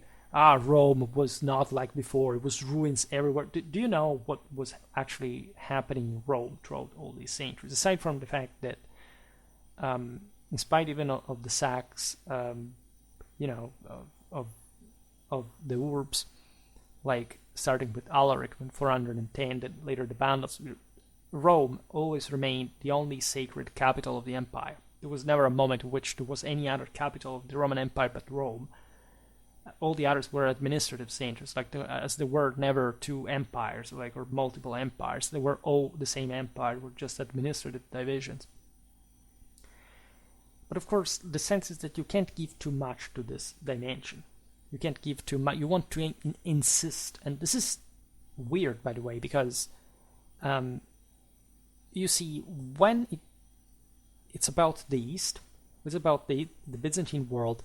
Oh my God, we should recover it so much. It was so beautiful, it was so advanced. We should reject all the terrible things that those catastrophists who were talking about the end of the empire. Duh. It continued. The empire never fell. Why don't they criticize actually the catastrophistic view that they have hyperinflated themselves, that they haven't challenged about the West? Because it's not like in the West civilization ended, or the Germans were just a bunch of brutes that, razed everything to the ground. These were peoples that had remained actually close to Rome as much as you could speak of, say, the Levantine ones, and they actually did as much as they could to preserve Romanity in their new dominions. And they did so also by starting to legislate in Latin, to simply maintain a state in the Roman essentials, fundamentals, a state that did not die. There wasn't a time in which, the Germans moved in and, it's over. We don't know of any civil administration, or they simply raised the Roman one. That never happened, right? Everything that was also abandoned by the Romans was reused by the Germans in a way that was aiming to recompact power, right? The worst picture you may have is, admittedly Britain, but even in that case, it's not like civilization ended. Actually, I think that, for how fragmented Anglo-Saxon Britain really was, there was an amazing preservation of culture, of letters, of political thinking. I mean, Anglo-Saxon culture really stems in a shining way from, I would say, the early Middle Ages. For not talking about Gaul or Italy or Spain, there are, in fact, the major chunks, the seas of the biggest powers that continue. They live on, also with a remarkable success, with a degree, for example, of individual civic liberty, wealth that is unknown in the Byzantine world. For example, Italy maintained its greatest per capita wealth in the world, well after also the Byzantine Empire fell in the 15th century, uninterruptedly from Roman times. For not talking literacy, this was not there in the Byzantine Empire. Have you ever thought about this? Do you realize that this is the case? That this is not a card game, and it's literally how it happened. In other words, Italy had it better all the time compared to, say, Greece, throughout all this period, late Antiquity, early Middle Ages, and basically forever. Even during the Gothic War, even after the fall of the western half of the Roman Empire, where literally nothing happened, and actually the Ostrogothic rule was much better than the last 30 years of the emperors of Ravenna. Have you ever heard of this perspective? Even just what I last said. Like, do you actually realize that in school you've never even been presented with this narrative? That you've been fooled? That if you're really looking for some, they failed us, they betrayed us, they didn't tell us the truth. This is not about the Byzantines, it's about your own homeland. It's about the West. It's about the heart of the holy city of Rome. It's about Gaul. Gaul is a massive example of culture. But even the Romano-Italic aristocracy before, even under the Ostrogoths, before the Gothic War, was notoriously well more cultured and advanced than the Byzantine one, the Constantinian Senate. The Lerran Islands, southern Gaul, we're talking about some of the single most overwhelmingly cultured and advanced places in the world at the time. It's like, if you have missed this, you may have missed a lot, right? Now, the Vandals, the Alans, the Suebi that crossed the Rhine uncontested in 410 did not bring to an end of civilization. They weren't even aiming at that, right? Just the Vandals, knowing that they had to cross into Africa, they raided Spain a bit before settling down with religious order in Tunisia, where in fact we do not see any kind of destruction or persecution, or massive destruction in any case that could equate to any particular turmoil. These people weren't dumb, right? As the Byzantines weren't, right? Except, of course, there was a very different balance of power. And again, I would like to also put in perspective the idea that the barbarian arrived and began to rule, because that's really not really what happened. As we said before, even the single most powerful of these entities, the Ostrogothic kingdom, was again an Ostrogothic army into a Roman-run country on behalf of Constantinople, right? The same goes for the Franks. They immediately married into the Gallo-Roman senatorial episcopal elite. The Visigoths did something very similar, right? Also, we don't really see any real persecution getting down to exterminating people, right? Mostly were partitic rivalries within the same Germanic court. But unfortunately, the notion is that we had to learn everything about the East, but when it comes to the West, it's the disaster. No, the West was much less developed than the East. Oh yes, it lagged behind. No, it's not amazing as Constantinople. Really? Seriously? Again, I made lots of videos on the topic, also, of course, much more detailed ones in this one. I wouldn't really take this sort of simplistic direction if I were you. If anything, I think there is more to to look at also from a strictly historiographical point of view. And of course, I'm being rhetorical in here. We know this very well, by the way. It's not a mystery. It's not Schwerpunkt saying that because, he roots for the West. Like, this is, like, we know it very well. I mean, study Wickham, that we mentioned before. There are pretty extensive works on the topic. But a sense is that you have to make sense also of the fact that the empire, if that was your focus, again, if you had to stress that everything was fine, you can't simply say, well, the empire vaporized in the West, so everything is fine. That's the denial of something being fine, at least if your narrative of fine is merely the stability and the continuity of a single political unity. Of course, sure, that's part of the crisis, that's part of the issue.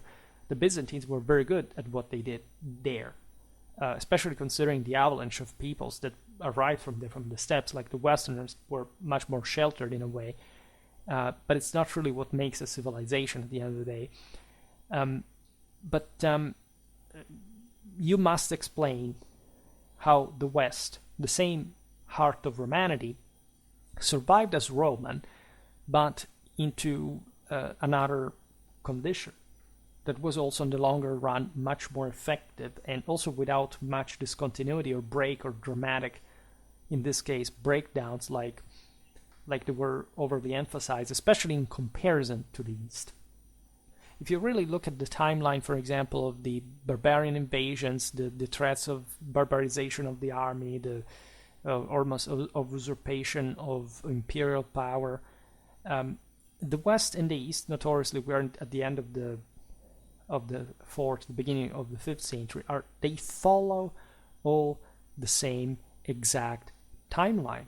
The same goes for the Huns. This protracts itself well into the mid-5th century.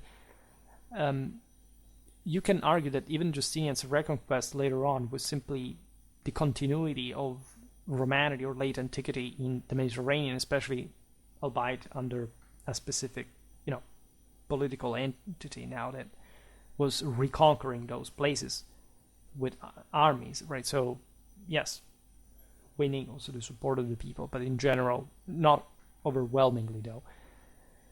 And also in general, in a much more deteriorated situation from a strictly, again, demographic and economical point of view. That can quite be denied. Then Antiquity, like you can argue, some people say Antiquity continuing up to, especially in the Byzantine case, up to the Islamic conquest, right? Some push it even beyond, up to Charlemagne or whatever. Now, what late Antiquity really constitutes in this sense is not too important. For this video's sake, we have sort of defined before what I intend late Antiquity for. There's no need that things changed, especially with the invasions. I would say that's, let's say, not entirely. Let's say it depends on what degrees you use. Because, for example, I don't know, the Caliphate of Cordoba or the same Abbasid one or the same Byzantine Empire can be considered up to the 11th century as the continuation of late antiquity. But by which degree exactly? Right? Where does it stop? Because the picture is even more, let's say it's different from before. It's more archaic or more deteriorated. Things happen in between, so there are different eras. We shouldn't stick necessarily to late antiquity. We don't make any of this kind of ghosts to explain the situation, say, for all the rest of antiquity, but now we have to do it for late antiquity. Do you know the same densely semantic terminology used for, I don't know, early antiquity or medium antiquity? Nobody even knows what that would be, essentially, because of course it doesn't make sense, right? In my opinion, what happened in the so-called late antiquity is something sort of very obvious. It's the shrinking of a power. It's the moral exhaustion of the world that encompassed all peoples across Eurasia, across all the globe, and that literally took the form of a major crisis that was both moral and material, because it all stems essentially from a political issue and how mankind relates to divinity. And we know, well, even just through Christianity, how that took place. We know that in the system, we know of properly the shift between state and church. That was not true before, and so like the separation of the emperor, the rulers, the holy warriors from the priesthood, and the cooperation on that basis, because there was no supreme leader that could simply handle both. And that happens, and that turns out to work pretty well, especially in the West, as you know, during the Middle Ages, whereas the other systems that tried to go on with that failed, because it's not like the traditional aim was not to come back to that unity, but because humanity had degraded, as it constantly does, and as all these people deeply believed in. But learning the hard lesson that they, as we aren't able to simply handle this unity of power anymore, or at least we're not at the moment, and from a quite long time. So at some point, like, the aforementioned scholars had to cope also with the doom of their sense of late antiquity. So they admit some remain in the depths of it. Let's say if you study the Constantinian era, you're probably more likely not to see much of, not to occupy yourself too much with the crisis, because there is so much going on. That was a moment of revival, of reorganization, of the laying down of some pretty solid fundamentals. If you study sort of, I don't know, the early Middle Ages, this moment of passage, you will have to point which regions, for example, display a measure of vitality and which not. There is a process of de-Romanization. There is a process of decay, which mostly go in parallel, right? And in fact, we have also disproportionately represented, say, the West in this longitudinal divide, West and East, without recognizing that, of course, the major line there to draw was North and South, right? South remained largely developed. And actually, if you look at East and West, yes, the Byzantines were sort of in better shape as a unitary power, but it's not like the eastern part of Europe was actually more florid than the western one at all, right? Also because the West had been Romanized and it continued on that path, and the eastern one was just less developed, more unstable, poorer, less populated, etc. So even the Byzantines, as we know, do not really go too far in terms of particular vitality. At some point they break down, they lose half of their empire in the 7th century, and they shrink very much to this dimension that remains very much dependent on Constantinople more than any true compactness. And what you see here with naked eye is truly the survival of mostly an Hellenic background that is simply showed by the radical difference that had always existed between East and West. That is to say, the East had revolved around the Hellenic coastal cities of the Aegean, with a very scarce penetration in the hinterland. Even the Balkans were more Latinized than Hellenized historically, and that was technically the east of the empire. Whereas, in fact, Latinity survives together with Germanity in the West in a deeply syncretic sense. I mean, the Romans, the Italics, had really colonized places like Spain and Gaul by making them speak their own language, which these peoples didn't speak. The Iberians were not Indo-Europeans. The Gauls admittedly had a very similar language to the Italics, which is also like often like a bit of a forgotten thing. In all this, by the way, the West continues and made lots of videos to actually go on united, right? I don't know, especially the church always maintained the upper hand spiritually in the system. The church was expanding, consolidating this period, all the various Western powers were strongly in contact with one another. Rome, Ravenna, Milan, the Merovingian court, the Gaelic world that, as you know, was Christianized even before the Anglo-Saxon world, and it's only the Celtic mission that sort of, in fact, manages to stand there again. That's fantastic because it shows you how there were bonds that went even beyond the former Roman Empire, but with the papacy were one with it.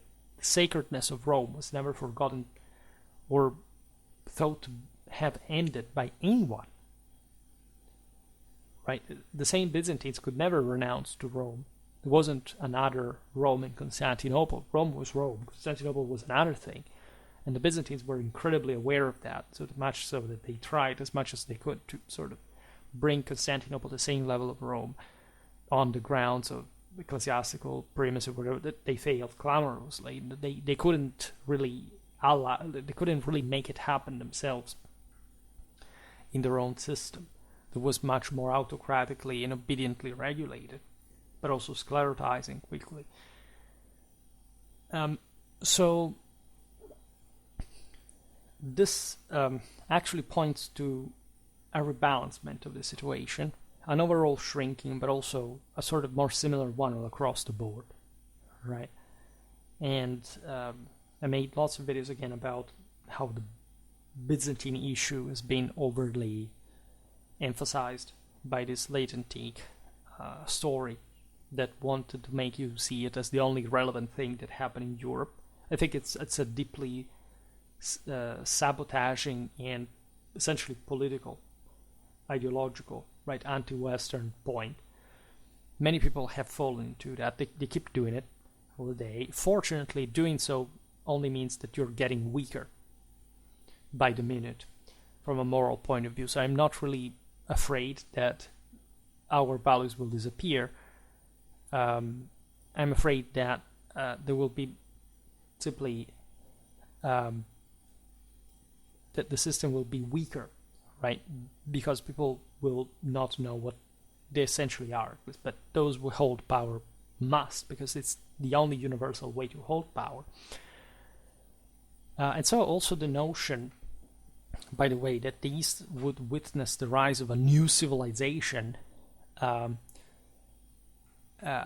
at the cost of some suffering, leading to the formation of the Byzantine world, should explain exactly what kind of civilization we're talking about, because there is no doubt that this was a civilization on its own, but it was so because of the fracture from the previous Catholic unity, right? So you can't really say, and this is true also if you look at the Germans, if you look at other people, like they didn't reunite the empire.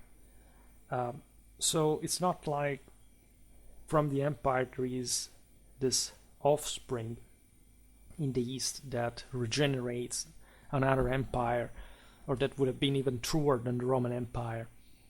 Some scholars paradoxically still use this term that the East was so successful apparently, but not quite actually, to have created another civilization on its own. There wasn't even Roman, and so they used the term Byzantine for it. Others instead want to say legalistically, like the Byzantines themselves did, even though there was a Roman Empire reborn in the West, from the same Rome, by the way, that the only true Romans are the Byzantines.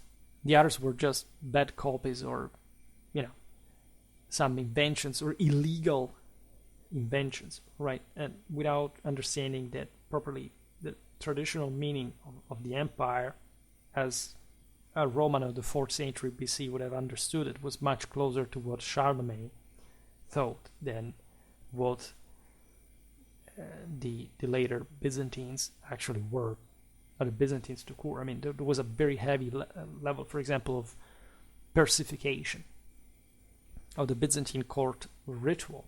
Right, it was a much greater Romanization of the Persian world, for that matter.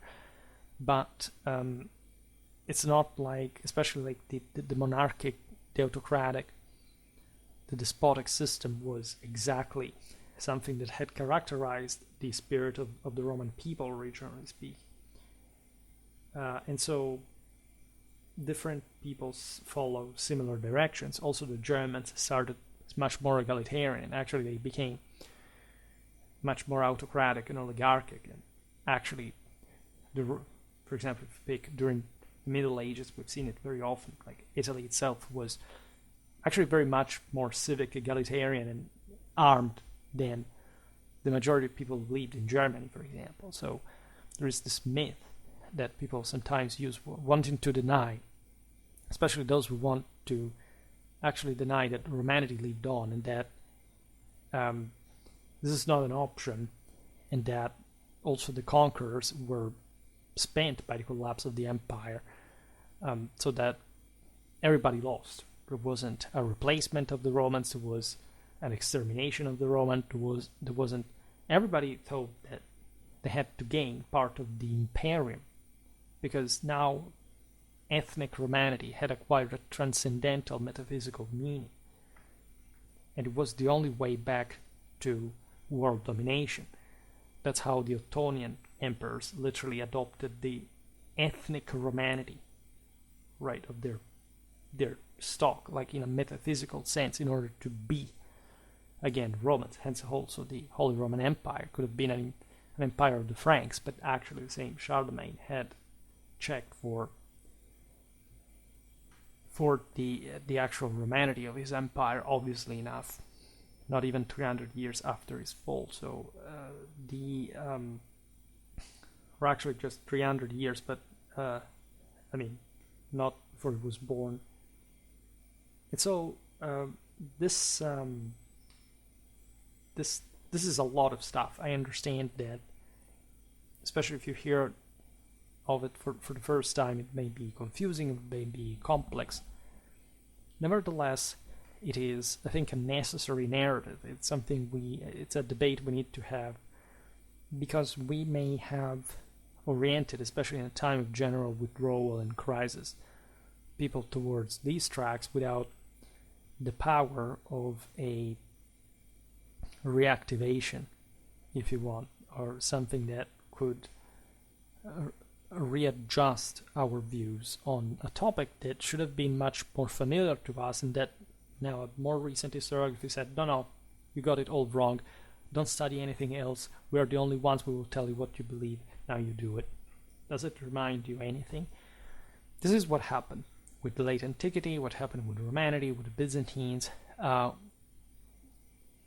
We are, at least I think, as the only few historians who are really interested in engaging at this level of, say, communication with the outer side.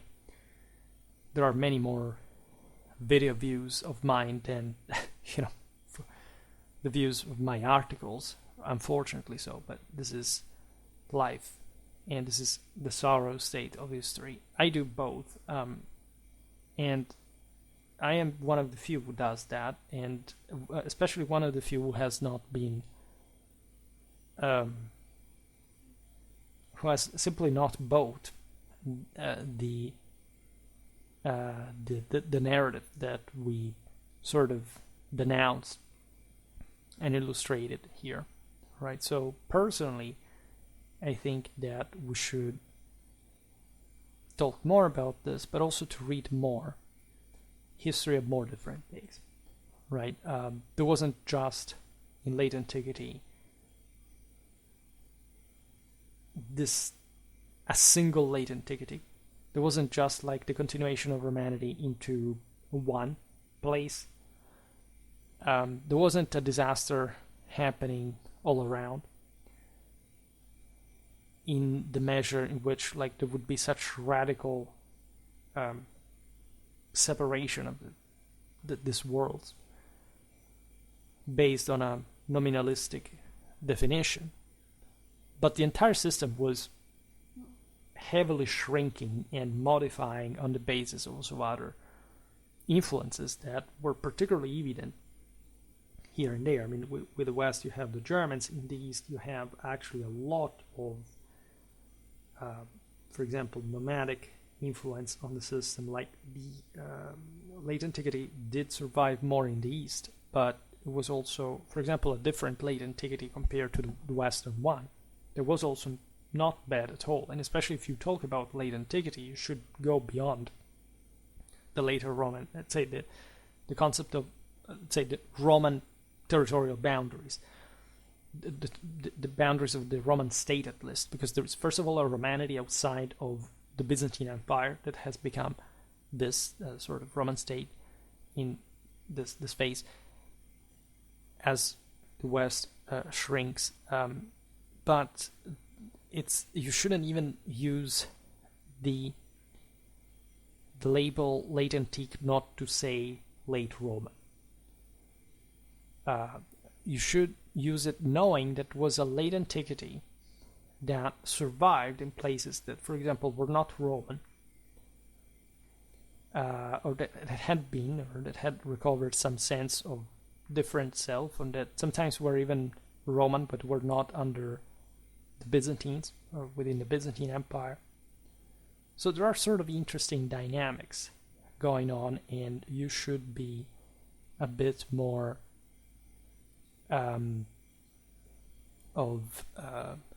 let's say,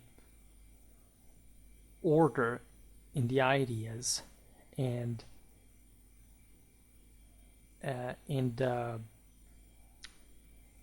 somebody's promoting their YouTube channel.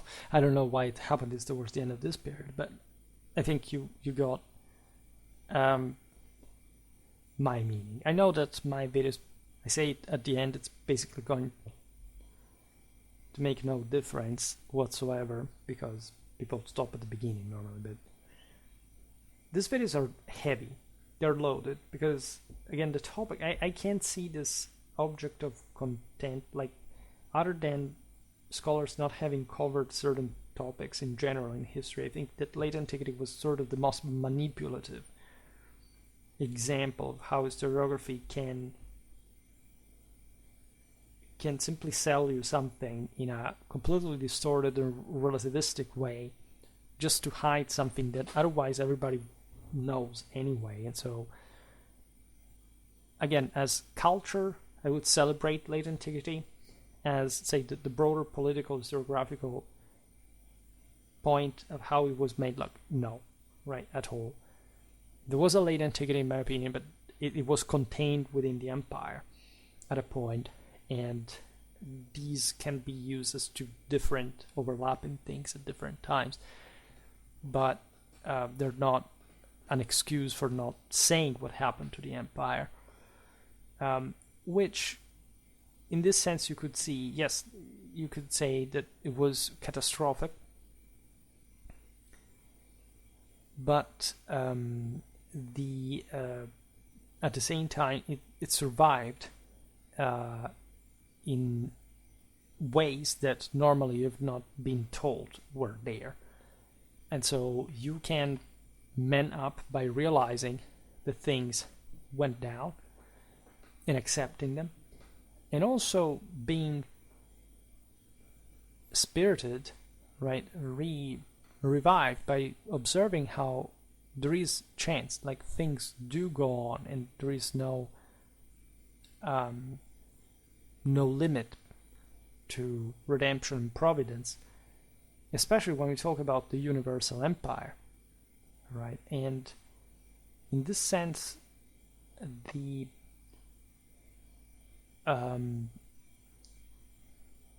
if you miss this, you are basically isolating yourself into some sort of childish reality, whereby you want everything to remain always the same way and not challenging anything, any identity, any belief, essentially not having one on your own as well, right? And in part, I would say this is also what happened in the shrinking of the empire, because when you stop earning things and you don't care, right, that's you're going down, right? So it's not, the Roman Empire was great, was the greatest thing that ever happened, but it was run by humans, like any of these systems, and regardless of those few leaders that made it into divine transfiguration according to tradition, exactly when these came short, the system pays for the sins of everyone, wherein those who came later, including on the ruins of the empire, were carrying that burden for themselves, because they were leaving already into a deteriorated reality. But it wasn't just ruins, and that's also what you have not been told. So it was actually much more than that. And for a channel based on medieval history and insisting a lot on this civilizational awareness, I think that I can leave you with enough videos to consult. For today, however, I stop it here. I just hope that you enjoyed this video. If you did, please share it. Otherwise, leave a like or subscribe to my channel if you're interested in my upcoming content. As always, I thank you heartily for listening to me. I wish you a nice time and see you next time.